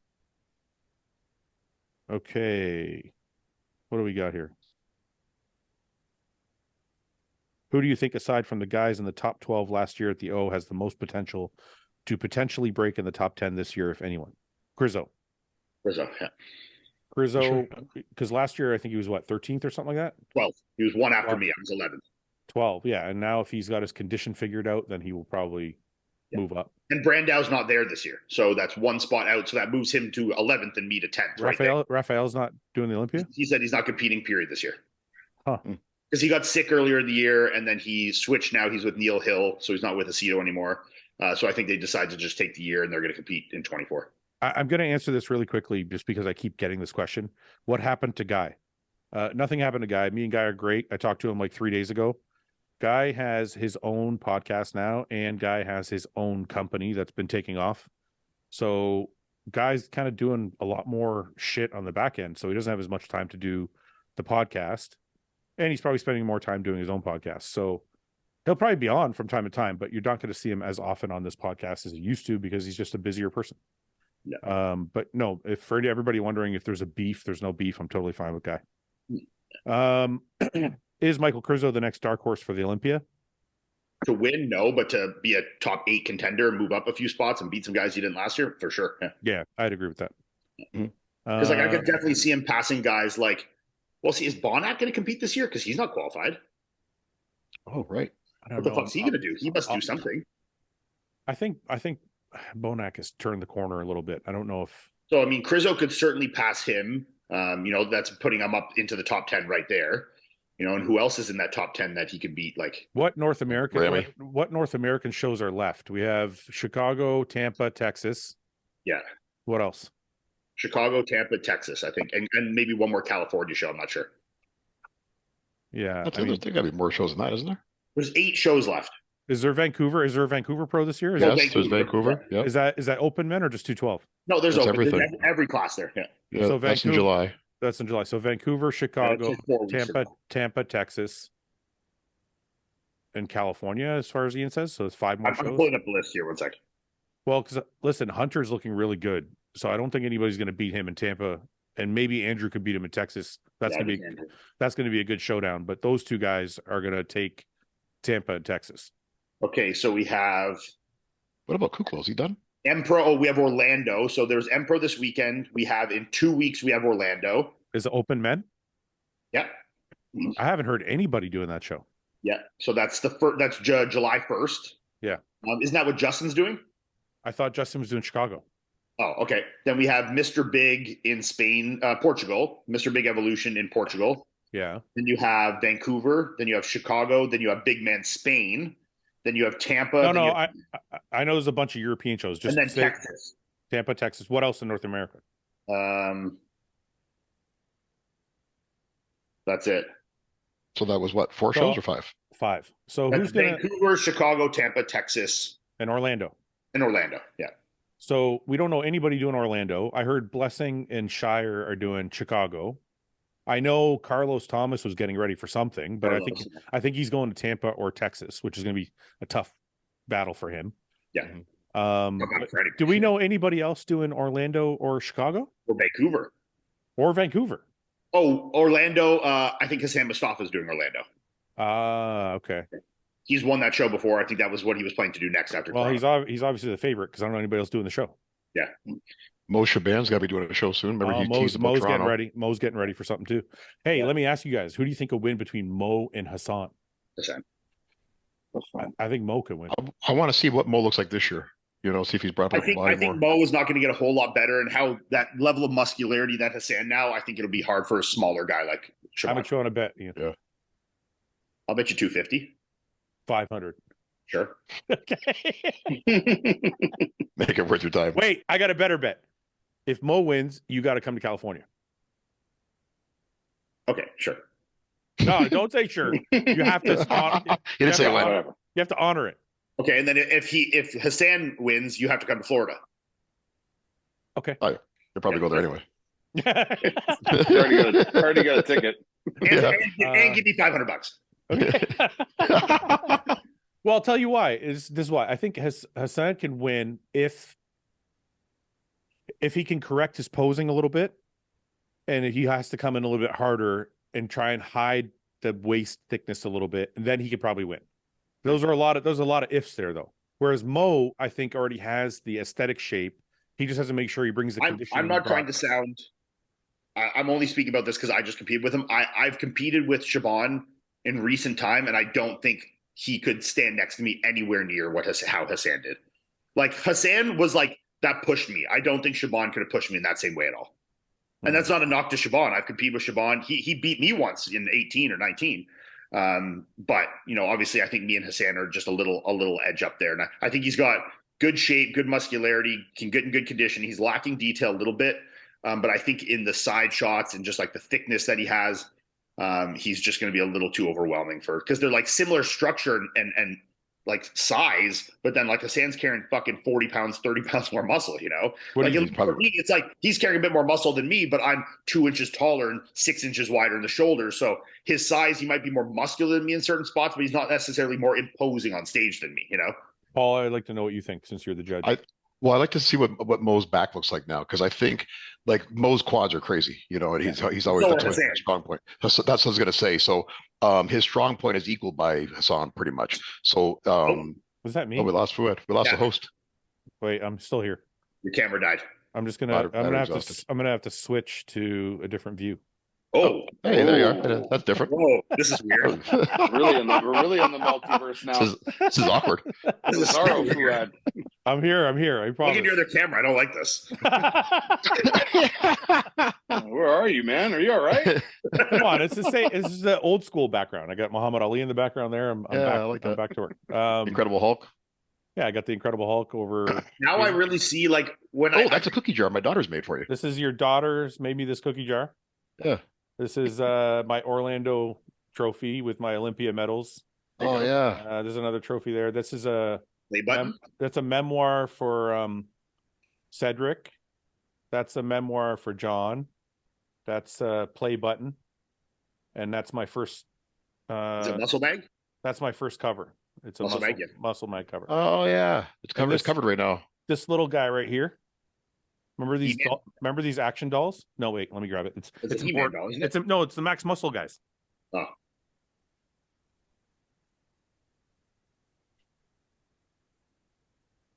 Oh yeah. Remember those? I've never seen these before. No, they used to be in the magazines. They'd advertise them in the back. You never seen that before, Ian? No. That's how old I am. These were like popular back in the day. I always wanted to sell them in magazines, kind of thing. Yeah. I pretended to be this guy when I would go squat. That's cool. He only has like 5 plates on each side. That bar's really bent. No, man, he's got 1, 2, 3, 4. Yeah, it's funny. You know what? This used to be a big deal. Now I have friends that squat 8 plates. Yeah, this is James on the average fucking Tuesday. Yeah, why is this guy so? James is doing split squats with that. Yeah, whatever. It used to be a big deal.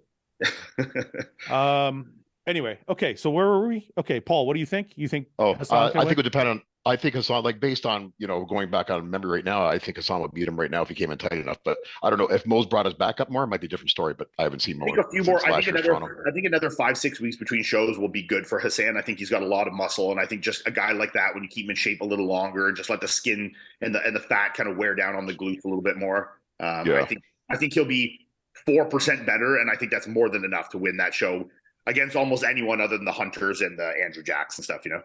Yeah. Mo, I think Mo's more aesthetic, but it just depends on if he brought his back up enough or his upper body. Upper body in general, but back especially. And Mo gets fucking super grainy, like dry, like he's crazy vascular, and he's very complete. Like he has a lot of good poses. If a guy is a little bit off, because Mo doesn't lose a lot of shots by much, if you're a little off, he'll beat you on every single pose, Yeah. So it's like if you're 2% off, he's that just right there to just beat every pose, Okay, let's move on. Which guy on the podcast would you wife swap with? Oh, I don't know if we should answer this. I'm not answering that. I'm not answering that. No. You fucking pussies. Well, what's your answer, Fouad? Well, I'm trying to decide. So easy. Oh. I'm trying to decide which one of you fucking dirtbags I want touching my wife. Well, if you swap with James, you for sure know he's not going to fuck your wife. You just got to suck on her toes. Yeah, he's gonna she's gonna jerk him off with her feet. No, he's gonna play fucking PlayStation and not worry about it. It's all good. And if he does bang her, it'll be like 3 minutes. He'll just he likes to come really quick. Yeah. It's all about him. I don't think I want Mike anywhere near my wife. I think he would. Yeah. Defile her. Yeah. Okay, we're all gonna pick James then. James has got the Okay, James is the safest bet. And she's like good like wifey material, kind of like she's like my wife. No, James's wife. Yeah. Like what's the word for that? Like she's yeah. So so you're saying if I wife swap, then like you're not getting a bad chip there, Yeah. Like this is a good bargain. James isn't gonna fuck your wife, and like she's cool to hang out with. Well, the other thing about cook and clean for you, and it'll be great. Well, the other thing about it is she's probably used to like his 3 minutes. Yeah. So like you'd probably look really good. Yeah, you'd be like, she's probably glad no one's playing with her toes anymore either. Yeah, we should stop. We should stop. Okay. Love you, James. We're just kidding. Paul, you always gotta go too far, Paul. Well, James is very open about his toe fetish. I know. Why did my girl? I don't know if I should read this. Why did my girl decide to get trained by gang members 10 days after the breakup? What? Does he mean my train? God! Like run a train on you? Does he mean like? Does he mean run a train? Yes. Doesn't mean like job training. No. He got you to read that one. Got a train ran on by a bunch of gang members. How many? How many? Are we talking like 2 or like 6? It just says gang members. He wants to know why. You should be worried that she had a train run on her period, not who it was by. The fuck does it matter who it's by? Yeah. Yeah. Well, listen, man, I'll tell you this. If she did get a train run on her 10 days after you broke up, you probably dodged a bullet because you're good. You're good to have got out of there. Yeah. What is the purpose of Ben's water fast? Ben wasn't feeling too good. He was just kind of feeling sick, and he said his protein urea was up just a little bit. And Ben's really, really like cautious about his blood work. Like he's extremely cautious about his blood work ever since his what's it called? I think he had sepsis. So he decided to do the water fast, and he said he fucking felt phenomenal. He said he was going to do 24 hours. He said he got through the first day, and he said he felt so good he just kept going. Yeah, I've heard you feel awesome like the first 2 days. And he said the third day, the only reason he ate was because he couldn't sleep anymore. Yeah. He was like the third day his sleep was affected. Yeah, I think if you push through that for like day 3 and 4, like it goes away a bit, and you feel better.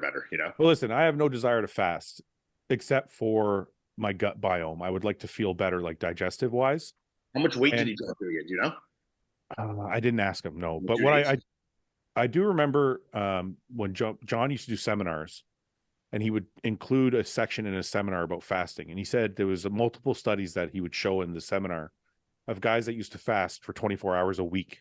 So they would take one day a week, and they would do a full fast for 24 hours. Awesome for digestive. And he said it helped all their digestion problems went away. And he said they would measure in centimeters muscle gain or loss at the end of the month, and there was literally no loss. Yeah. So I mean, because think of how many other like systems you're optimizing, like your like blood sugar and everything like that, your insulin sensitivity, your digestion, and digestion, utilizing the food you're eating. Like, if you're counting food those other 6 days, I mean, it's, let's take calories over time. It's not like one day is here or there. It's like calories built over a total, if it's still there, it doesn't really matter, Yeah. The other day I was busy all day, and then I was out on my bike for a few hours, and it was like 8:30 at night before I ate my first meal. Yeah. And I'm like, I actually thought to myself, I'm like, I should finish the night off. I should just try it. Just do the. Then I was like, fuck it, I'm ordering a pizza. You know that Tim Hortons. You know that Tim Hortons. I make up those calories now. Did you know that Tim Hortons makes ice cream now? Really? No. Man, I bought at the grocery store. I got the Boston. Oh, cream. you mean they make it in the? Yeah. They make it like in selling pints. Yeah, Is I bought the Boston cream one. Fuck, man, it is good. The others kind of suck, but the Boston cream is like an 11 out of 10. Yeah. Because it's custard ice cream. Like the whole base of the ice cream is like the custard inside it. It's so fucking good. I'm gonna Instacart it right now. I was watching you know how Dana White puts those cooking videos up once in a while? Yeah. He put one up the other day. It was Nature's Valley Ranch ice cream. It was a joke? No. Apparently he bought it at a store. He was just gonna try it, and he spit it out right away. Of course he did. It's fucking ranch dressing. He said it's made into an ice cream. Doesn't that sound disgusting? Yeah, why the fuck would you eat that? Some people love ranch that much. I guess they want it in an ice cream. Oh, gross. I know. I think if you like ranch that much, you have a fucking problem. Yeah. Fuck yeah. You got something off, and you're like fucking like you got some kind of micronutrient imbalance that's making you crave weird shit. Yeah. Would Luke Sando and Dallas McCarver have been Mr. O's? I think both have potential to have been Mr. O's. Definitely could have. Definitely not out of the question. Okay. Bros, please discuss PEDs, the chaos they have caused for relationships, including infidelity. This is so real and so undiscussed. What the fuck are we, scientists over here? Most people, one, steroids don't cause infidelity. Actually, my dissertation was on this in college. You cause infidelity. Just because you take steroids and cheat on your wife, it's not like, oh, sorry, I was taking steroids. Like, it sounds like the juice, babe. Well, sounds like somebody got caught. Someone got wait. caught. He's using it. Everybody wait. Let's be honest for 1 minute. Steroids do not cause you to cheat, but make you hornier. An increase in testosterone is going to make you more aggressive and fucking more likely to look around and want to fuck everything. Sure, but at the end of the day, that is still a choice. 100%. You have to have the discipline to not follow through on your actions. But people who aren't taking steroids should know that, yes, you're going to become way fucking hornier and you're going to be way more tempted. Yeah. Mm-hmm. So your girlfriend's going to get sick of you real fast. He's not. Yeah. Well, to be horrible looking. It's not wrong with the sentiment of the question, but to say that they cause it is ridiculous. Yeah. Ian, so they're correlated. Paul just touched correlation, not causation. Yeah. Paul just touched on something I want to ask you and Mike. Is your girlfriend or wife ever sick of you? Like bugging her to get in there? Or can I ask it a different way, Fouad? Yeah, go ahead. Do you have unrealistic? Question, yeah, go ahead. It's gonna be the same question, just twisted a little different. Does your girlfriend? Do you have unrealistic expectations out of how much sex when it comes to your relationships? Because being. What do you mean? What do you mean unrealistic expectations? Okay, maybe that's the wrong word. Like, but did you feel like your expectations are higher than some of the women you may have been with? I probably worded that wrong too. Okay, start that again. Let's go. Try it again. Go ahead. Again. One more time, Paul. One more time. This is why for some people, yeah. Do you think for some people steroids makes their expectations of frequency of sex a little too high for their partners? Oh, sure, I can see that. Well, they're insatiable. Yeah. Okay, so in saying that, well, back to my original question. Anyway, guys. So I just want to ask that question. So cut that one out. Yeah, you'll cut that out, Fouad. Back to the original question. Does your partners ever get sick of you? They're like, hey, can you fuck off for a little while because it's just getting overwhelming? Yeah. I think Paul's insinuating that it only happens to him in regards to sex because he's taking a bunch of steroids and watching. No, I'm asking.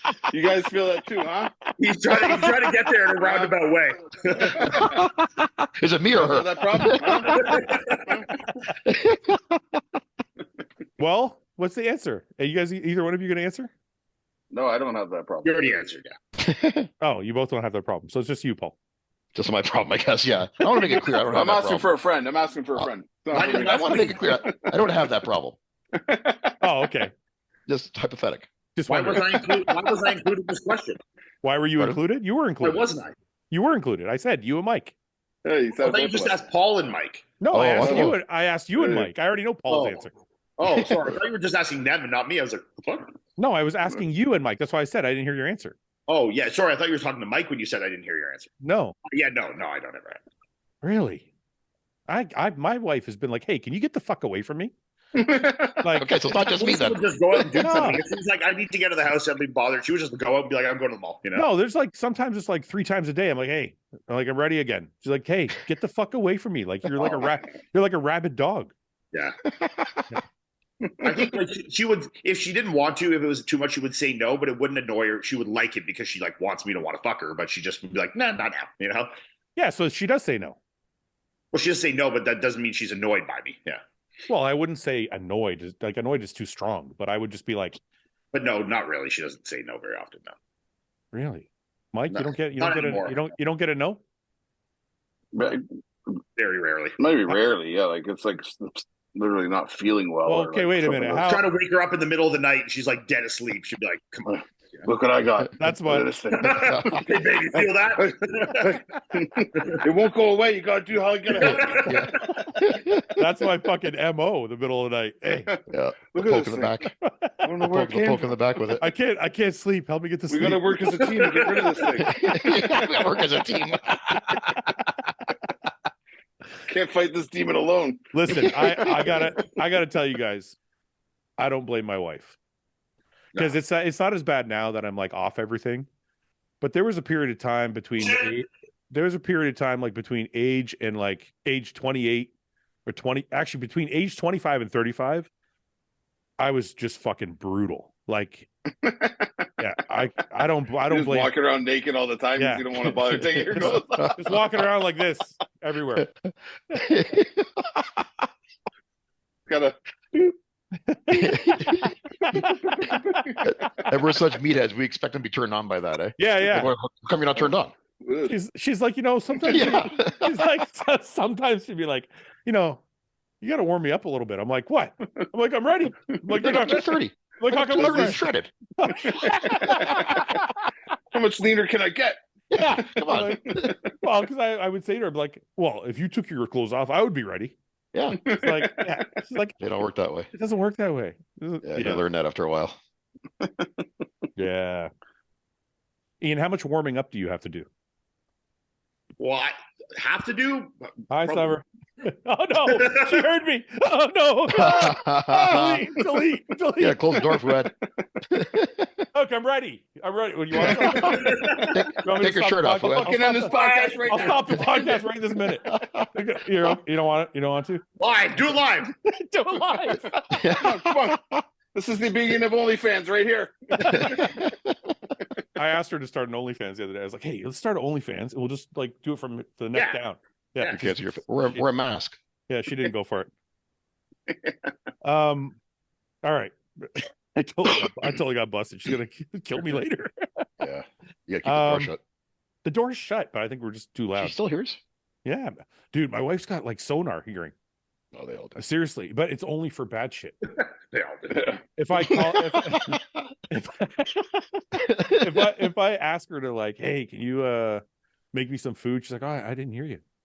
But like, if I say something like bad, she'd be like, I heard that. It should be like 3 floors up. She'd be like, It's called selective hearing.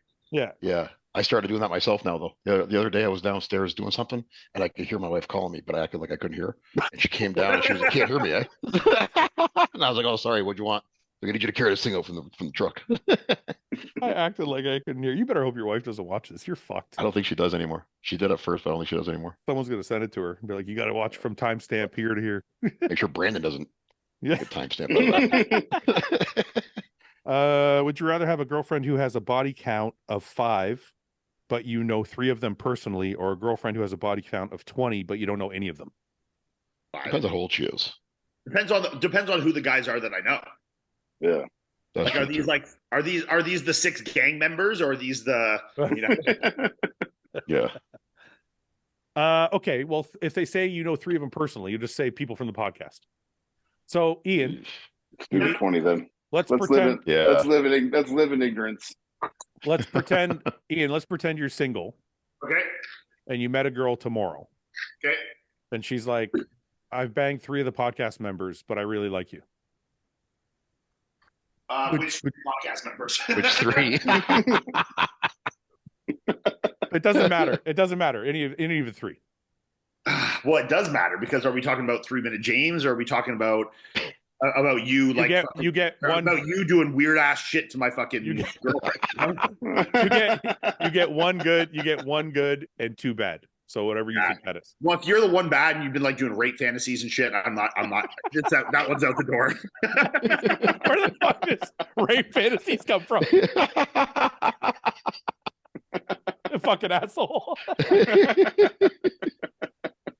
Paul, what do you think? Is it better to know 3 of them, or better to not know any of them? I don't like to know any of my. I don't like to. I've always had a thing with that. Like any of my buddies' girls. No. Yep. I'm automatically going 20. What do you think, Mike? 20. 20. Yeah. I'm automatically going 20. Ignorance 20, is bliss, man.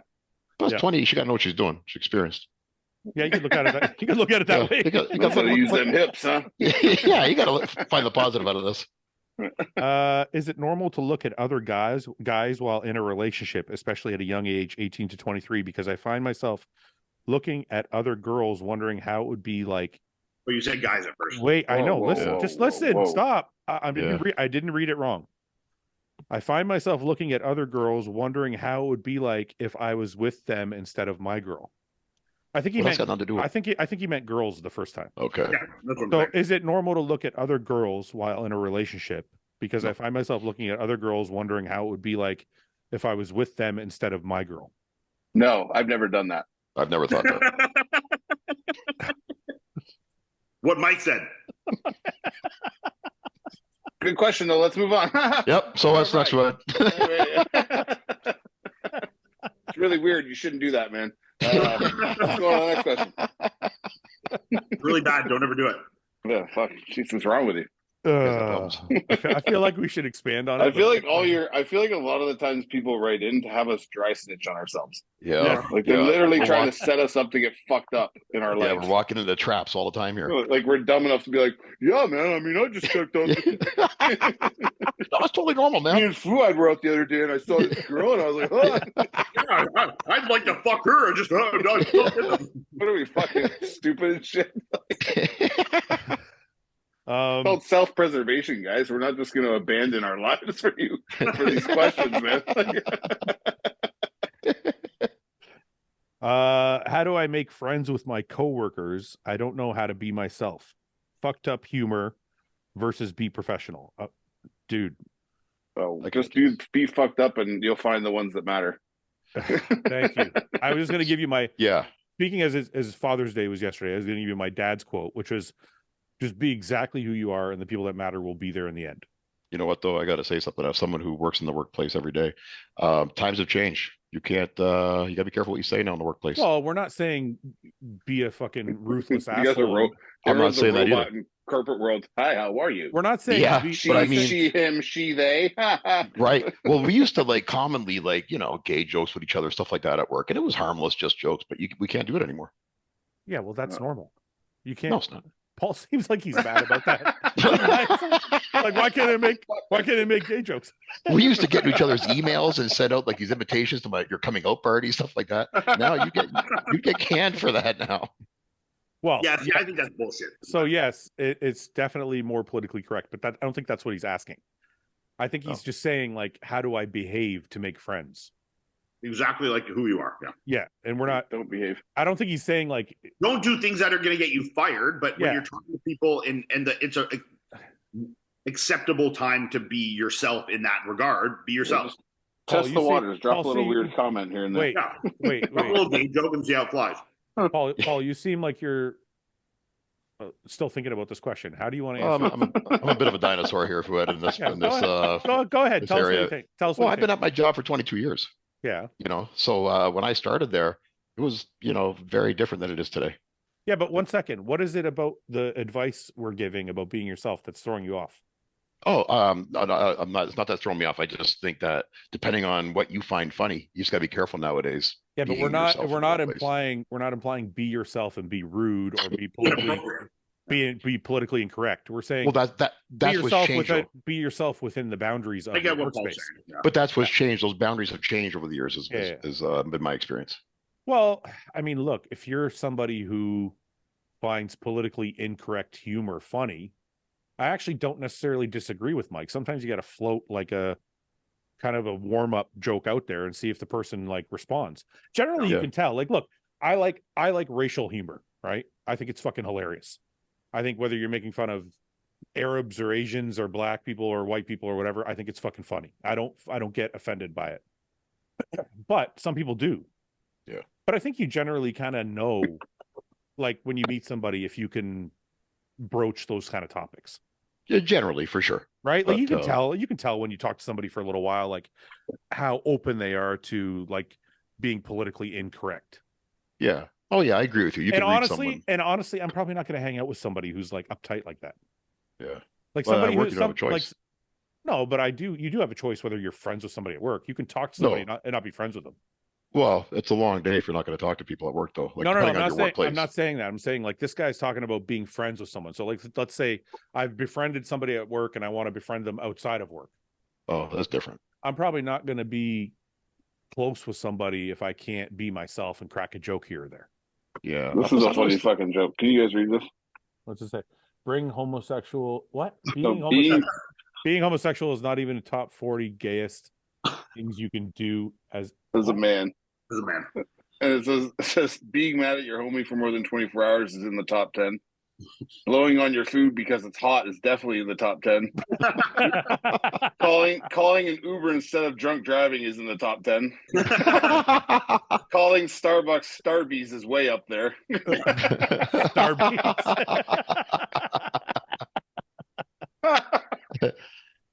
That's just funny. You should be able to say that at work, Paul. Yeah, you're right. I should be able to. Do you follow that guy Be a Man on Instagram? Oh, that guy's great. My buddy Kelly sends me stuff all. Yeah, that guy's hilarious. Will HOSSTILE ever be on Amazon? Potentially, yes.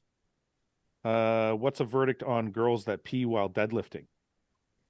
I don't think it's something they're doing on purpose. Well, because some girls who deadlift get I think it has something to do with like. It's a pelvic floor thing. Yeah, it's like something to do with the muscles around their pelvis or something, and they pee when they're deadlifting. Yeah. Wow. Yeah. Love it. You never seen that before? No. There's some viral videos of girls like deadlifting and like pissing. Hunter Henderson went viral for pissing when she deadlifts. Oh man. Does that gross you out, Paul? No, it doesn't gross. I just say poor girl. I have to be known for that. Who's cleaned that up? Who's the mop guy for that one? Yeah. What brand of lifting? Some freaks licking that off the fucking deadlift platform. Or wanting to buy it or something. Yeah. First bad breakup stories. Oh my God, what is this? Yeah, geez, these guys. What's wrong? They're trying to get to know us, guys. Trying to get to the heart of you, you know? Yeah, I guess so. I don't know where you came from. Why do you think Hottie is always left out of people's list to win the Olympia again? He's not that old. He's very complete, and he can fix back conditioning issue he had last year. I think the only reason people do is because there's younger guys improving at a faster rate who are already close behind him. Like Derek was very close, and Derek is improving fucking leaps and bounds every year, you know? So like when you have that conversation with one more year, it's a little easier to bet on a guy that you think can make significant progress. When you look at Hottie kind of 2022, 21, 20, 19, 18, like they're relatively the same. And even some of his best condition packages were like 19, 20. You know, so I think he's improved for sure. But I think when you look at someone like Derek or Nick or Samson, the level and rate of trajectory of improvement is higher. That when you put over a year time, people are going to put them ahead of them. My personal opinion about it, and I don't know why other people do it. Well, I have a theory about other people. Other people do it because I don't think he's as prevalent on social media. So people kind of just forget about how good he is. Well, let's talk about real bodybuilding fans. So my personal opinion about it is I think and I might get roasted for this because I know he's hot. He's got a million fans, but I just think he's kind of maxed his physique. I think when you're that height and already that big, I think That's if muscular, yeah. I think if Hottie starts to get bigger, he's going to look blockier. Yeah, And I think in an era where you have blocky being like marked down pretty harshly, and you have somebody like Derek behind you who's not blocky at all. You have somebody say like Samson who's coming up who's not blocky at all. You have somebody like Hunter who's turned around his physique. It's kind of like the aesthetic game is going to start to come up more and more and more. You know what I mean? Kind of in the same breath saying what I'm saying. It's like that these guys are going to just pass him. So that's what we're seeing, you know? Yeah, but I just don't know what he can do to be better because bigger for him might not look better. Yeah, the only thing he can do, and it's beyond his control, I think, is bring his waist in a little bit from the front. But I don't know if that's something he can do.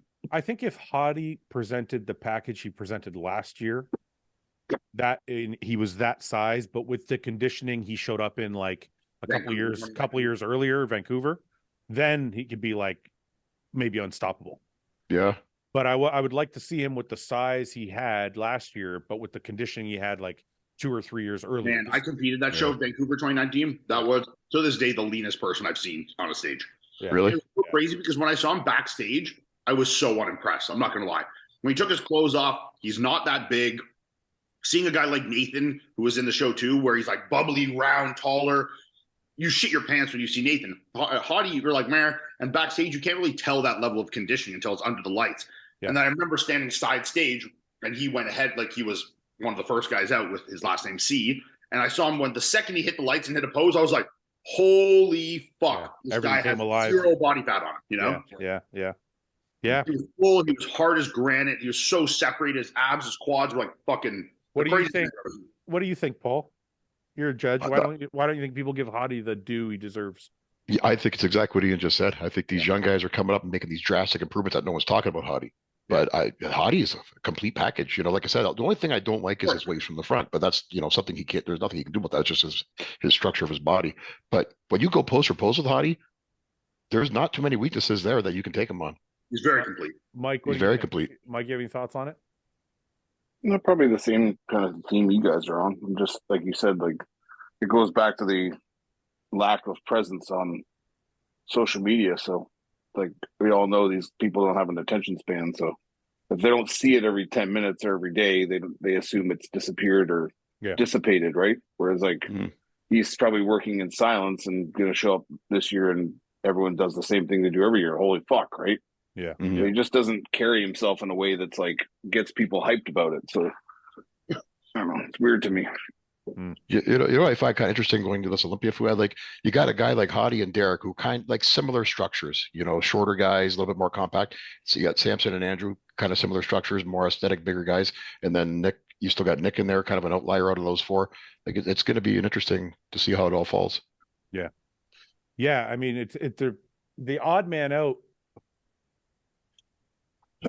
Hottie and Nick are, to me, are more similar. They're drifting further from the rest of the group, I would say. Are more similar than other guys because you have Derek and Andrew, and who knows what Brandon Curry's going to do. Yeah. Andrew, Brandon Curry, Samson, Hunter, Derek are all more aesthetic. So it's kind of like Hottie and Nick end up 1 and 2? Or do the other guys start to surpass? Yeah, it's going to be, I don't know. Okay. Let's see. 271 comments. Fuck. I had to be, nope. What? Would you rather shit in the only toilet at a party knowing that you'll clog it or go, have we ever done this one before? Or what? Really? Or go I don't remember that one. Or go in the bushes in the backyard. Oh, bushes backyard, 100%. I'm shitting that toilet all day. It depends. All day. Am I a single guy that's trying to like wheel it? I'm blaming on the guy before me. This guy fucking clogged the toilet. You believe this guy? I should there to take a piss and fucking. Mike's 325 pounds, walks out of there. Yeah, they're gonna believe that. Like my shits are way bigger than that. That's not my kid.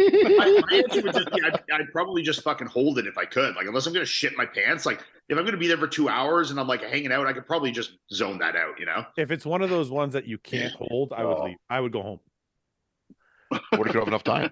I would go home. I don't care. I would go home. I would go home. I would go drive to a Tim Hortons on the corner. If it was a party and it was like a buddy's house, like a dude's house, I wouldn't give a fuck. I'd destroy his toilet and I don't give a fuck. But if it's like you're there and you're like a single guy, you're trying to wheel girls, or it's a girls' party at a girl's house, I'm going home or I'm going in the bush. Yeah. When I was younger, we used to go to Detroit a lot and party. Because and a lot of the bars downtown Detroit were just kind of like hole in the wall drinking places, and the bathrooms would always have the doors ripped off, and the bathroom and the stall doors normally ripped off too. Every time we go there, I'd always pray I have to take a shit while I'm there, because there's nowhere you're gonna go, and you can't just walk around downtown Detroit to go use a Tim Hortons. You know, you're gonna get fucking mugged probably. So you're there, you got to stay there. You got to make sure you take like a preemptive shit before going out there. For sure, and don't eat any food while you're out. Force it out and then just fucking stay dry after that. Yeah.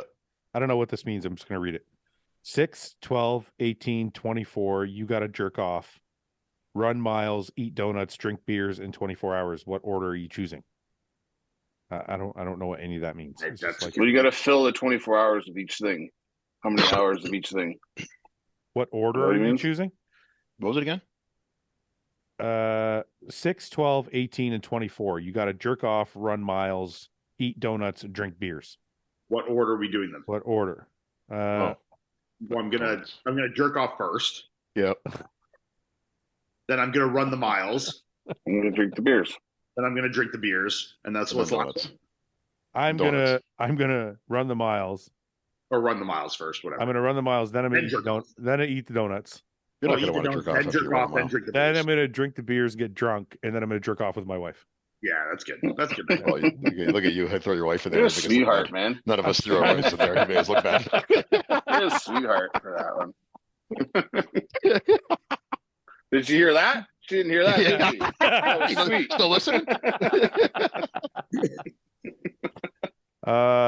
One thing you want to accomplish before the year is over. Anybody? Place inside the top 10. Ride my bike to California. Paul? Have a successful shoulder replacement in a month. Yeah, that's true. Paul, I want to have my deviated septum fixed finally. When are you doing that? But wait 4 years for that. I got a new doctor I'm waiting to refer to now. Whining about your nose for like fucking 3 years. Yep. No more. Before COVID, I started this. Well, Canadian healthcare system. Yep. 100% right there. No. Taxpayer dollars going to great work here. That's not true. Paul. What do you need to get done? Paul's been waffling I got a deviated septum. Paul's been waffling about this for like No, Fouad. I'm not waffling. No. I saw a doctor. He booked me for surgery. Then COVID hit. Not doing any surgeries. Then the guy wouldn't even answer his phone anymore after that. And then, so I had my doctor send me to another doctor, and my family doctor referred me to another doctor in Toronto. He was going to do the surgery. I haven't heard from the guy in 6 months. So I had to refer me to another guy in Windsor. I haven't heard from him in 2 or 3 months. Why does nobody want to fix your nose? I don't know. So now I'm on another doctor, waiting to refer him to call me. Yeah, see, if he was in the States... How much is it if you go across the border and just pay for it? Yeah, just go get it. I think I looked into it. It was like close to 10 grand Canadian. Oh, yeah. What? Yeah. Is the same guy going to fix your toe? Or your foot? He's a towel foot specialist. Tomorrow I'm getting that worked on. I don't think the ENT is doing your fucking toe, bro. No. I'm going to the podiatrist tomorrow. Tomorrow's your foot. Yeah. Then your nose. You're just a mess. Is this what I have to look forward to at 50? Well, not necessarily. the septum, that's not something you probably have to worry about. Yeah. No. All right. Unless you develop a bad habit. Yeah, exactly. Yeah, that's from the old bar days. Cocaine's a hell of a drug.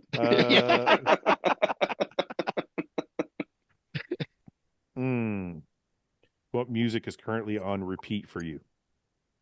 The same music that's been on repeat for me since the day I graduated high school in 2000. Isn't that true? You kind of just don't really get anything fucking new. No, I heard a thing that you basically stop, like 90% of the music you listen to stops the year you graduate high school. I could see that. But then you go back to it later. No, I never left them. I listened to the same artist I listened to since I was doesn't mean you stop listening to it after high school. I mean, that's all you listen to. Means that's you stop listening to newer shit. Yeah, you stop producing new artists. You know. Yeah. I don't think that's true for Paul. Yeah, not for me. No, I wasn't into reggae at all until I was like in university or Wait, college. what? There you go. Oh, whoa! No, shut up, Ian. Back that up. What was that? What? What was that music? What Like you Jamaican music. I wasn't really into that until I got into college. Yeah, but what's that genre called? What was the music you're talking about? Reggae.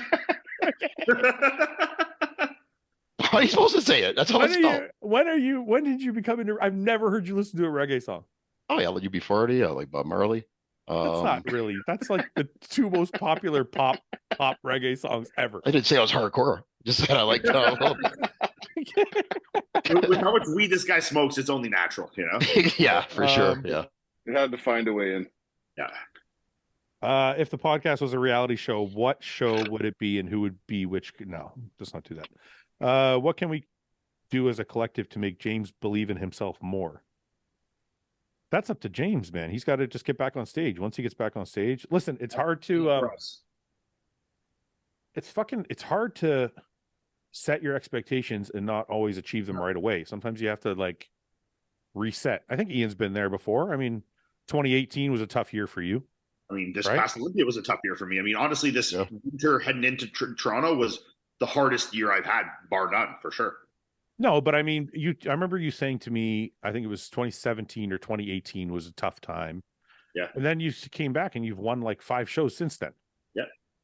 Yeah. So I just think James is probably going through something similar where he's had a lull in his career. And sometimes you just have to reset. I had that. I had really good promise coming out in 08, 9, 10, 11. And then I had a couple of really shitty years. 12, 13, 14 were like rough. And then I won a couple shows in 15. So it's like sometimes you just got to like, sometimes you got to. Sometimes you got to wait for the competition to get worse so you can win an easy show, you know? Exactly. That happens. It happened. That's what happened to Ian. He just waited it out, and everybody retired. Or I was unpopular enough that I got enough pull with the judges and with C-Bum that I could eat my way into winning shows. You know? Where did you get that Boston cream ice cream? Because I don't see it. Still on that. We got it independent, so places like it was an independent that sells like President's Choice, you know? Because I see like salted. Is it Tim Hortons though? Tim Hortons, yeah. I see salted caramel ice cap, birthday cake. That's the one. That's Timbits, the other one I have. Apple fritter, fruit explosion, and double chocolate only. That's all I see. Apple fritter sounds delicious. Does.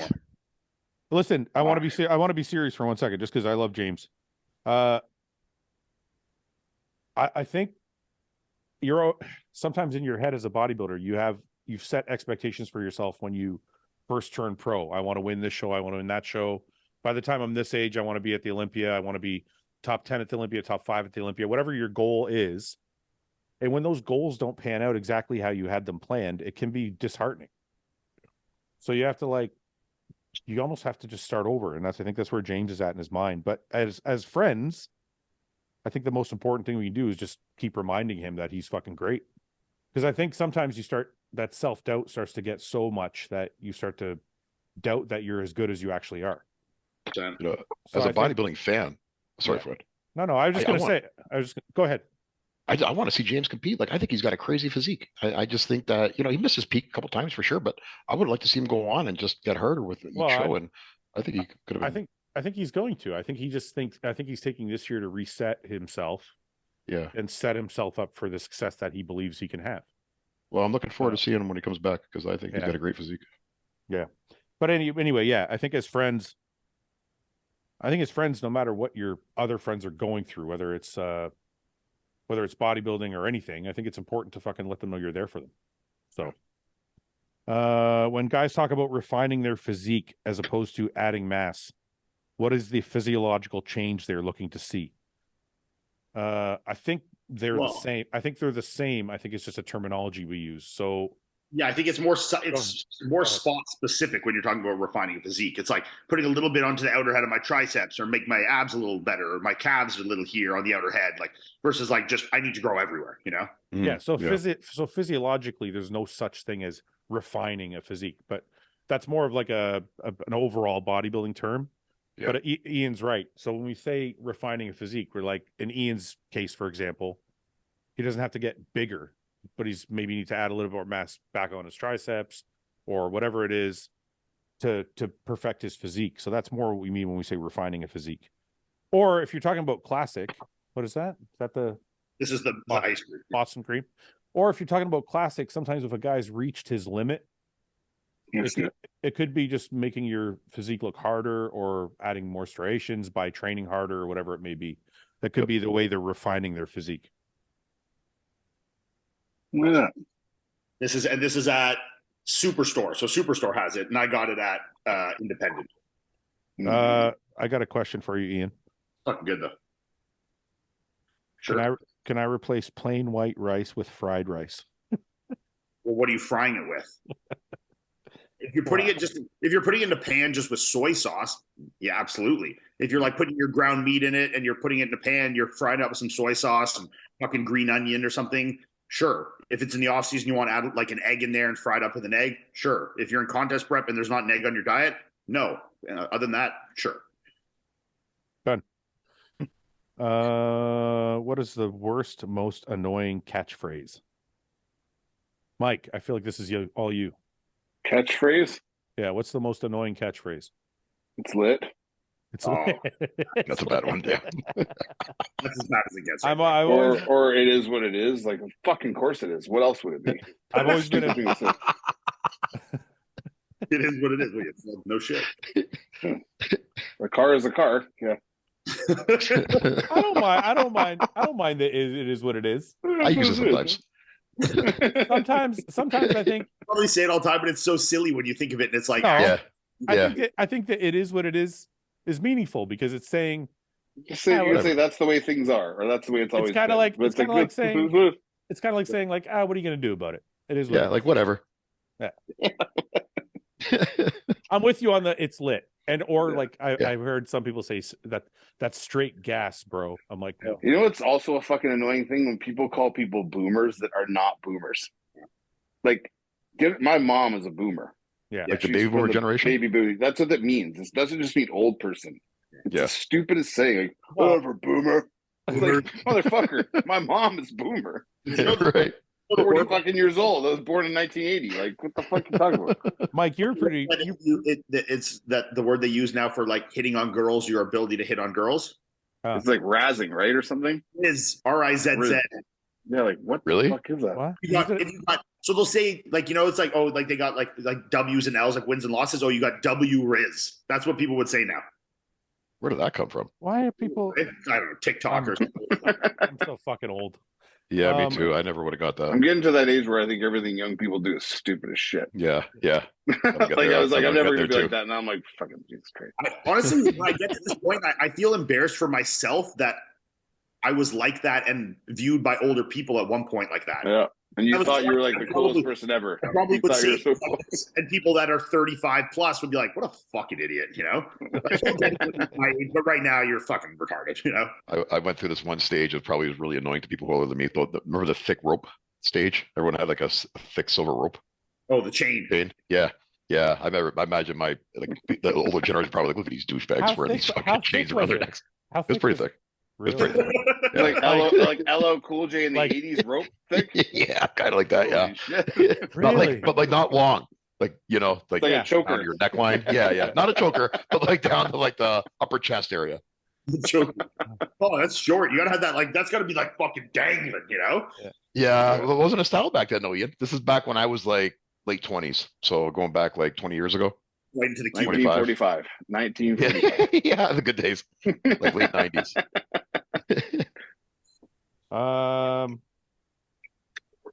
Who would win in no shave November beard on no shave in November beard on the podcast? Who would win? Mike has the biggest beard on the podcast. Yeah.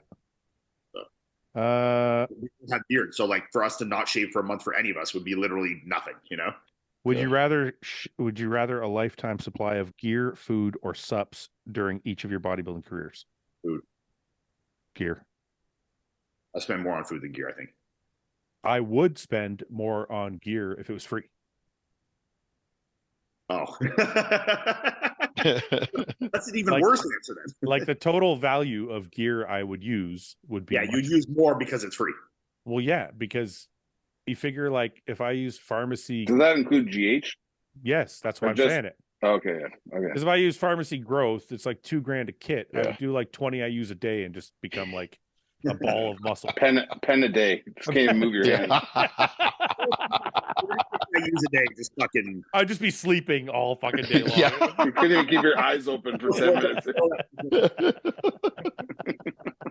I don't know. I mean, hey, like between all of them, though, the thing with like having a free meal prep service for the entirety of your career, just the convenience of having, like, I have a meal prep service now that I hadn't had in years, like, because I was doing the raw weights with Patrick, and now that I'm not, like, gonna have meal prep. Fuck, man, it's like the most convenient goddamn thing ever, you know. I have to do your shots no matter what, but like to not have to cook my food or prepare my food, or you know, if I'm traveling to Florida tomorrow, my food's ready to go. I didn't have to like cook 2 days worth of food and be ready. It's like good to go, you know. Yeah, I think if I'm being realistic, food is for sure the number one. Yeah. Okay, let's do a couple more, then we'll go. If you included GH monetarily, then yes, your gear and GH would be more than your food. Yeah. If you could rewatch any movie or show for the first time again, what would you pick? Step Brothers. American Gangster. Lost. Hey, you guys got to watch Succession. I watched it. I watched the whole thing. Did you like it? Yeah, it's awesome. Fucking incredible. Ian, you watched it too? Which one's Succession? It's the like business. The family, one. the media company. I'm confusing it with Severance. I've never seen Severance. But you've heard of it, right? No. Heard of it. What's yeah, Severance? it's where you like separate your home life and your work life, and it's like into two different bodies kind of thing. Oh, I've never seen that. Oh. Where's that? What channel is that on? What platform? I think it's on either Apple or Crave or something, but I've watched that. Yeah. Oh, you should watch. I know the show you're talking about, but I haven't seen that. Watch Succession. Same as you. Yeah. Yeah. I need a I new saw show The to watch. Flash last night. Oh, how was that? It. Pretty good. It's way better than I thought it was going to be. You watched wanna what see last night? Flash. You mean like Flash Gordon? No, Flash, like the superhero. Yeah, isn't that Flash DC Gordon? Comics. No, I think Flash Gordon's a different guy. Yeah, I think that's like early The comics. Flash is a DC comic book character. Flash. Yeah. Flash Gordon may have like a evolved race into car Flash. driver, isn't he, or something? No, wait. Dude, they're It was different. Flash Gordon. Flash Gordon. There's not Yeah. a Flash. There's no Flash. There was a Flashlight. porn. Flashlight Gordon, you know? Such an idiot. There was a Flash Morgan. Flash Gordon is a sci-fi space traveler from a series of comic strips from the 30s. Flash is a superpower of super speed, which he gained from a lab accident. Flash Gordon, however, had no superpowers. He was an average human being who was whisked away to a planet Mongo and ended up becoming a hero adventure. Okay, so they're different. So they're different people. So you watch Flash. Is it in theaters or you watch it at home? No, I went to the theater. I went in public. Like this guy had a TV show. He had a Flash TV show, right? Yeah. A Yeah, decent TV show. I remember that. I watched it as a kid. And he was also recent. the Flash is also in like the No, there was a He's Flash. in Justice League. Justice He's in League. Justice. Yeah. No, there was He's a like the Flash. nerdier guy. But the Flash TV series that Ian's talking about, I think, is one that was out a couple years ago. Yeah. I'm talking about this. And then he was also in the movie that we just I saw. remember watching this. Yeah, it's Flash. This Yeah, is the- Yeah, cartoon. this guy. That's the same guy. That's who we're talking Yeah. about. Yeah. Okay. Harry Allen. Harry Allen, yeah. All right. Cool. We're all on the same It's page. in a new live action series. Okay, so you would watch. What did you guys say? You would rewatch? You would rewatch Step Brothers. You would rewatch what? Ian? I said Lost. Lost.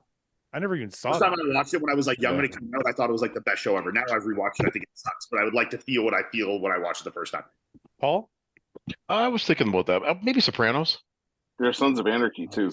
Anarchy. Yeah, the first couple Sons of seasons. I Anarchy is didn't- a fucking awesome show. Sons of man. Anarchy. the last season or two, though, I didn't like so much. I felt like they were getting a little carried away. I've seen the movie Well, yeah. Seeing the movie The Gladiator again for the first time. Be sick. That was Oh, fun. that was good. Yeah. Yeah. I remember when that came out. I watch. thought it was like the best movie ever. What movie is the best to rewatch? Again, Step Brothers. Any Will Ferrell. Movies like that are the most easy to rewatch for sure. Yeah. Have you watched The Campaign? Have you guys seen The Campaign? That's a great movie with Zach when Galifianakis. when the snake bites him and he loses Yeah. his shit. That is one of the funniest movies in all. That's one of the funniest scenes in any movie. It's Have you underrated. seen it, Fouad? I've seen it. I don't remember that. I don't Oh, remember. I don't fuck, remember the man. movie, but I did see it. Mike, you remember the That scene where fucking Zach? scene. Remember when Zach Galifianakis is going to run for office and he has dinner with his family? He's like, okay, they're going to go through my history. Yeah, So tell anybody, us the if you have skeleton. anything, yeah. And his kids just fucking go everything. I love that scene. What I rewatched that I've seen a million times, but every time I rewatch it, I forget how fucking funny it is. It's fucking Team America. Oh yeah, that's hilarious. I never saw that. It's fucking good. Rewatch The it, I'm other like, guys. Fuck, this is funny. What? Yeah, The fuck other yeah. guys. Yeah, or the other guys. Yeah. That's a fucking funny movie. What was that again? Other guys That was with Mark Wahlberg. Will and, Ferrell and Mark Wahlberg. Yeah. when they're cops. Oh, Yeah. the desk pop. That's pop. Yeah. Yeah. Dirty Mike and the boys in his fucking car. Okay, last question. At what point in the year would you add Anadrol? Any point. Every day. Any day. Anytime you want to get huge. Right now. August ends your off season. Like what else? I don't know. Why, Ian? Because it's a strong anabolic steroid. Because it's a an off-season bulker. drug. It's a bulker. That's why. You're bulking Got and bulkers and your cutters. Yeah. Well, Ian just said it. It's that scene with Mickey Rourke in the wrestling movie when he's got it all laid out on the bench. Like you Oh, got your yeah. bulkers, you got your cutters. Bulking, you do test Deca and Anadrol, and then prep, you do like Anavar, Clen, and fucking Winnie. You know. Yeah. Bulkers and your cutters. Going. Who wins in the eating contest between Fouad, Mike, and James? James, I think, would be pretty tough to beat. I think either of you would beat him though. You think either of us would beat James? It depends on the food for me. Dude, I James can't- said he can eat 175 chicken nuggets. I remember he said that. Yeah. What a random number. Now, I don't know. No, I don't He know. has or he could. No, he said he could. He's never done it. I'll So- try it on the podcast next week. Be the whole 2 hours. The whole time we're on, I'll try and finish 3 boxes. Let's say. Well, that's only 3 boxes. It's only 60. Yeah, That's a well, there's 6 in lot. a box. That's No. a lot, man. No, it's not. Oh, they What? come in 20 packs? Dude, he said 175. He's saying 60. That's not even Yeah, close. but Yeah, I gotta set the bar somewhere. We'll see I'll how bet you hard. 60. Is it I like think it'd be hard. like Mike has trouble eating 60? We know 175 is fucking outrageous. You know. All Mike, that, are you all that a batter. big Mike? Are you a big eater? Of things I like, yeah. Like if I really like something, like nuggets, like because they're small, I'll pound that. What's your favorite food? Like, I know it's not one, but like, what's your favorite thing to cheat on? Like a go-to for cheating? So you mean what do I eat every day? Yes, Timbits. I know you're a Timbit guy. Really? Nailed Timbits, yeah. And I can eat muffins. I can eat like muffins like no one's business. Yeah. Like I could probably eat 'em. polish off like 30 muffins in a day. 30 Costco just- muffins? Yeah, the double chocolate ones, yeah. Dude, you know those are like 900 calories, right? Jack. Awesome. Super Jack. You And cannot. I'll You pop- cannot. I'll There's pop no an way. Anadrol with every muffin. You cannot. There's no way. I will bet that you can't eat 30 double chocolate Costco muffins In a day? in a day. Your full Oh, day. I think you can do that. Yeah, that's like, Dude, that's 5 like, or 6. how could I space that out over? that's like 25,000 calories. Yeah, 6 meals of 5. Well, say you're awake for 15 hours, right? No, like a normal day. Like Yeah, well, 15 hours is a normal day. That's 16 hours, yeah. Okay. 16 hours. So if you eat 2 an hour, that's not hard. All right. I can do that. We'll see. Yeah, I think Mike could do that. I got my money on you, Mike. Let's bet. Thanks. I think you're a fat ass, Mike. That's not what I'm saying. You're a big man. Paul, that's 25,000 calories. Yeah, I don't think you have. I Oh, is tried it to really? I tried to do 20 and I was like, fuck, I'm done. Yeah, but I think we went about it wrong that day. No, Well, I didn't do it. I didn't do it with you. You have too much variety of food. I man. didn't You gotta do it keep with to you. one I did thing. it by myself. I did 17,000 calories. You did it with definitely me that can't one have any time. protein in there. Don't have any protein in there.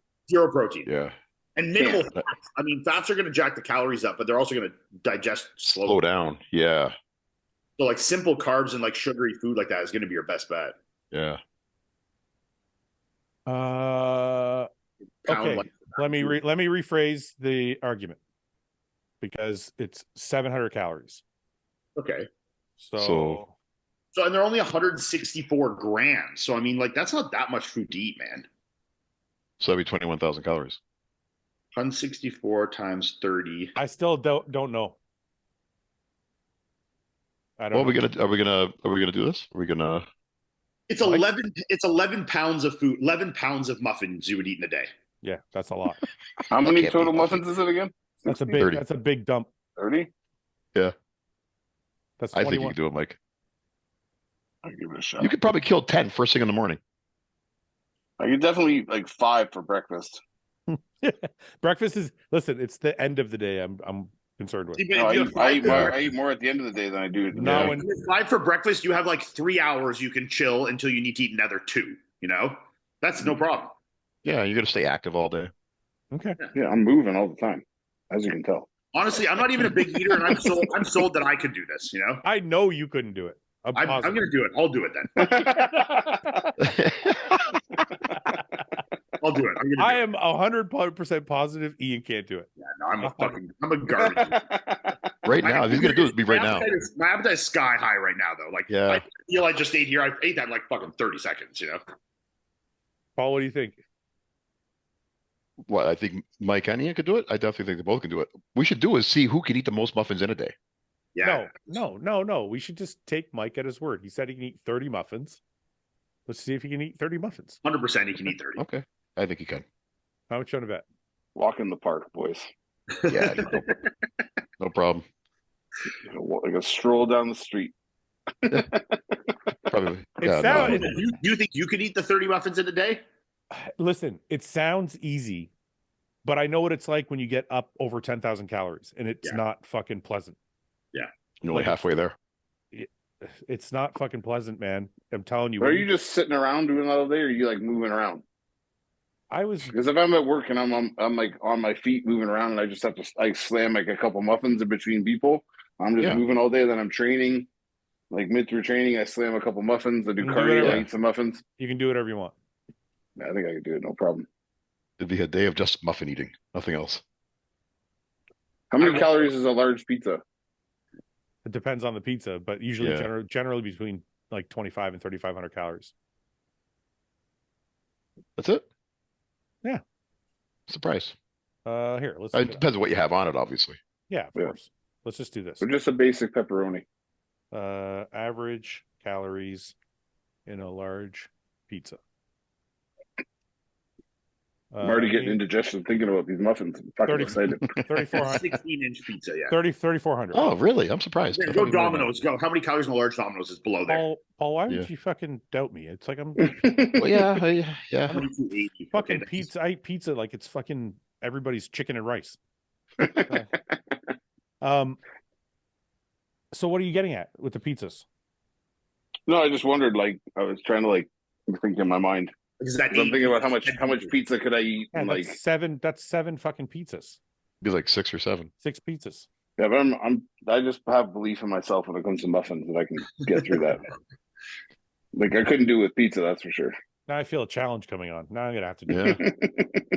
Yeah, you try and do that in pizza, and Mike's going to do it in muffins. No, I get to do muffins too. Hey, well, we'll all do muffins then. I'll do cookies.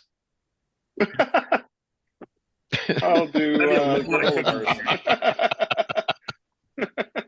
Like a box of like the President's Choice, like chunky ones. How many calories are in that? They got to be. If we had a bet on how many Chewy Chips Ahoy you could eat, I'll beat everyone. I would match you in golden Oreos. I've eaten 2 packs. I've eaten 2 family packs in the last week. My kids keep bringing them home. And I race an Oreo. All right, Chewy Chips Ahoy, 2 cookies is 140 calories. So And how many are in a box? How many in a box? Wait a minute. That means 70 calories a cookie. 1 second. 20,000 divided by 140. That's 142 cookies. 142 pairs of cookies. Pairs of cookies. Yeah. So that's 280 cookies. 280 cookies. To get to 20,000? And how many's in a box? How many's in a box of Yeah, chips? how many's in a box? I'd go by like the container. Oh, just go. Yeah. Just go images. Wait. We'll just look at the box. There we go. There's a box. It's a peel away pack, the family size. No, fuck. How many cookies in a Chewy packet of Chips Ahoy? 64. Oh, okay, that's not that bad then. You'd eat how many? What do you mean? You got to eat like 5 fucking boxes. Yeah. Yeah, it's more than 5, I think. Do But that. yeah, No, 5 gets you to 300. yeah, that'd be a 320, I guess, right? Yeah. 5 fucking boxes, man. You gotta eat 5 boxes of cookies in a day. Listen, I Over don't a day? That's definitely. listen. I know none of it. I know none of this sounds hard, but I think once you break 10,000 calories, your shit starts to go like this. Yeah. I agree. It's not gonna be easy. I think if Paul, you really listen, train hard and you will do like bet- an hour of cardio. I will bet anything. Paul can't do 20,000 calories. Oh, I can't. I know that. Okay, I thought you said you could. No, I can't. Okay. No, I get heartburn. I'd be, yeah, no. I'm already dry even thinking about the muffins. All right. When are you gonna do this, Mike? I don't know. I'll get Kat to when she goes to Costco on the weekend. I'll get her to. How many do I need to get? 30. 30 containers. No, 30 No. total. No. 30 total. Yeah, 30 muffins. total. How So many it's is it? 5 6-packs. There's 6 in there. Yeah, 5 so 6-packs. Yeah. That's fucking no problem. That is no problem. I love this bet. Double chocolate. What do I get? Oh, What do I get when I win? Because I will win. You get to host. You get to host the podcast next week. I don't want to do that. You That's just want fucking to fun. After watching Paul attempt that, I'm not fucking trying that. yeah, you don't want that, Mike. What do It's you? something better than that. What do you want? What do you want to? What do you want to earn for your? I want to be motivated though. I Gosh. want some motivation Talks. other than the delicious muffins. I think we should have a bet that Paul, me and Paul and Ian have to bet something. Like we got to do something. But I fully believe he can eat it. I don't think he can. I believe he But can. you're the only one betting against him. Yeah, Fouad. Okay. I 100% think he'll. I'll get a I muffin. think we'll do it. I'll get a muffin tattooed on my ass. Just a muffin. But if he can't do it, you guys got to do the muffin on your ass. Look at Paul's face. Paul's I face. don't know about that. You got a recoil on that one. Paul's face just went like. God damn it, Mike. But you think you can do this, Mike? You sure you can do this? I'm pretty sure. I'm gonna get up early. You don't seem so confident early. now. I don't believe in you now. You don't seem so confident I'm anymore. gonna get up early. I'm gonna give him my best. No, you gotta have a you gotta have a normal day. Whenever you normally I'm get up at 6 a.m. So I get Okay. 6 a.m. start. 6 a.m. Okay. What time do you go to bed? Like usually 11ish. Regroup next week. Actually, next week I'm traveling, so we'll have a later one. We'll figure it out next week. All right. Okay, boys. All See right. you guys. Have a good one. Yeah. Bye. Bye. I don't know how to leave. I thought Mike was going to stick around there. I thought he was. I I thought he was like, what are you guys doing? thought he was going to interrupt our meatballs and hummus. Sabotage it. You think you can do 20,000 calories?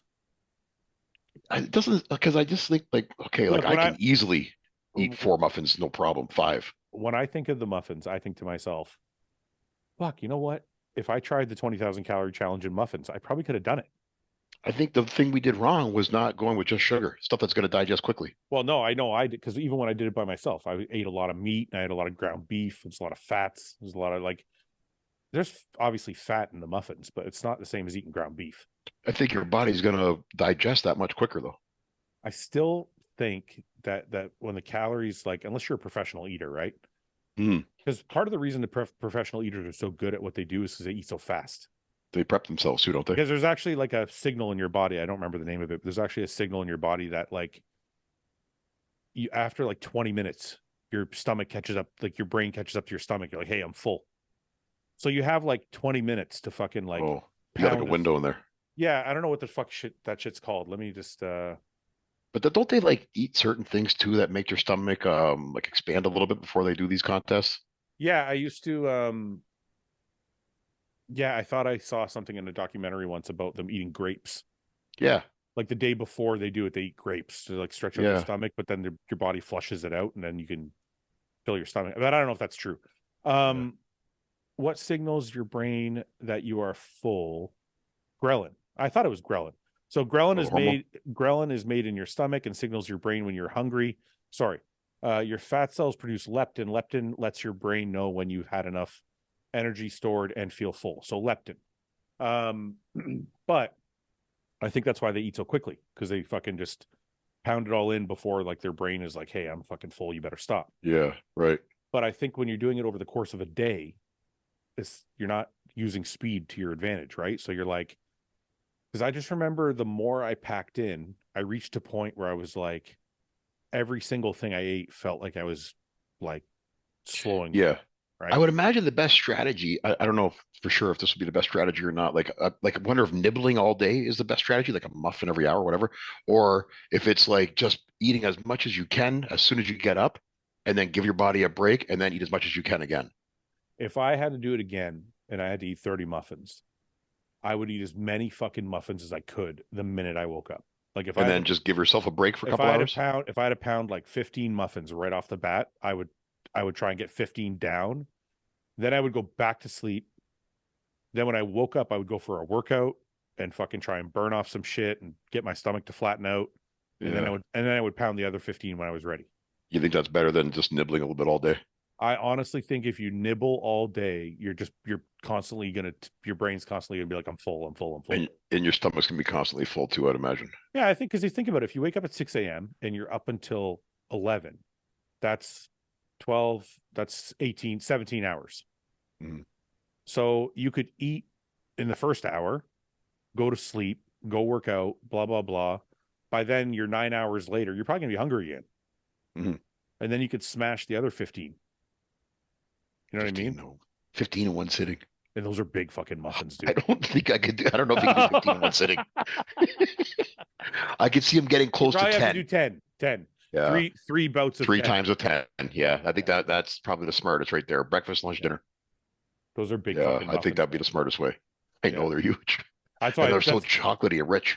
That's why I picked those. I remember when I was bulking, I'd be like, I need to have some extra calories. I'd smash like a muffin or two. Like an extra 1,000 calories in a muffin.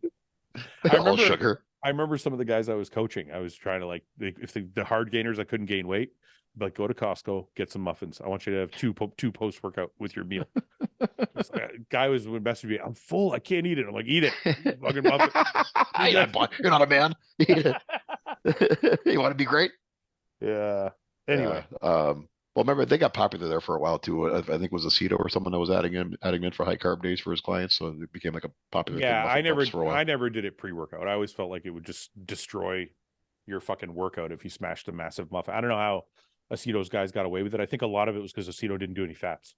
Yeah, I think if you're not doing any fats and you eat a muffin, you get a sugar high, you get a little bit better pump. I get it that way, but I always did fats in my diet, so eating a muffin would just put you over the fucking top, and you'd have a shit workout. Yeah. So I always did them post workout, and the guys who are really hard gainers, they would do one post workout and one before bed.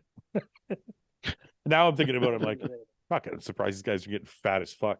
I'm probably getting fucking diabetes. Yeah, but they gain weight. They gain some weight. No way. That's what they came to you for. You get big. Yeah. Anyway, what's going on? So I leave for Toronto tomorrow for a photo shoot. You are going to Toronto? Yeah, I think I probably shouldn't let my wife go by herself. Yeah. I feel bad. Like, I got to leave for Texas on Wednesday, but it's like, I don't know, man. I'm gonna be gone for a week, so I'm not gonna see her. But I thought she was going to Texas too, meet you there. Oh, that's right. Well, but she's not getting until Sunday, so I'm gonna be gone for like a few days without her. So I'm like, I might as well go with her. I spend the day with her tomorrow. Yeah. That way I get to spend the day with her, and then I'll fucking take off the day after. It's just going to be tiring because, like, I got to drive there and back, and then the next day I leave in the morning for Texas.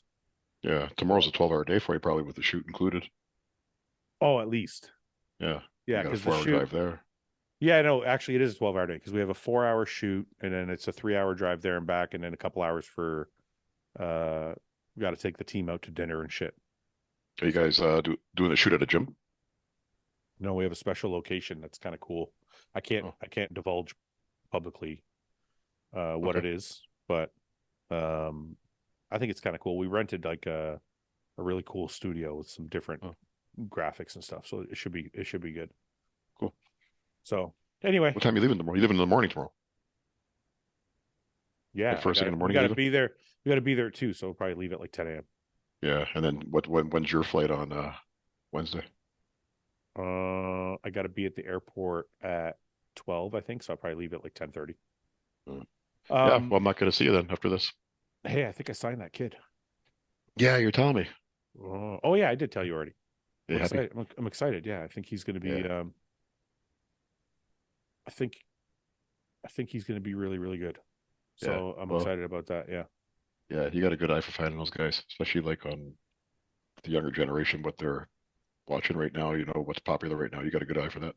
Sure, he Yeah, was. I've had a pretty good luck finding new talent, and now I just got to make sure they stay. And guys that are kind of off the radar too. Yeah, yeah. I mean, I think it's just if you have a passion for bodybuilding, you look around, you see some guys, and you see the genetic makeup, and you see like somebody who has talent. Hey, we should do a rate your physique soon, eh? Yeah, sure. Yeah, I got some people sending me DMs about that too. Yeah, definitely. Anytime you want. Listen, anybody who wants to do a rate your physique, and I know some of you already signed up. Anybody who wants to do rate your physique, sign up to the HOSSTILE app. Don't DM Paul. Don't DM me. Sign up to the HOSSTILE app. You can apply there to have your physique rated. We're going to start going through all the people. I know some people applied like 2 months ago, but we just weren't doing the rate your physiques, but we're going to start doing them. So apply there, and me and Paul are going to start. Maybe Ben as well are going to start like pounding out some rate your physiques every week. Yeah, sure. I'd love to. Okay. Yeah. Anyway, look, meatballs and hummus is a short one tonight. Yeah. Well, you got a big day tomorrow. I've had a long day today. I've only been home. Me and you went to the gym after I finished work. I've been out of the house since like 6 o'clock this morning.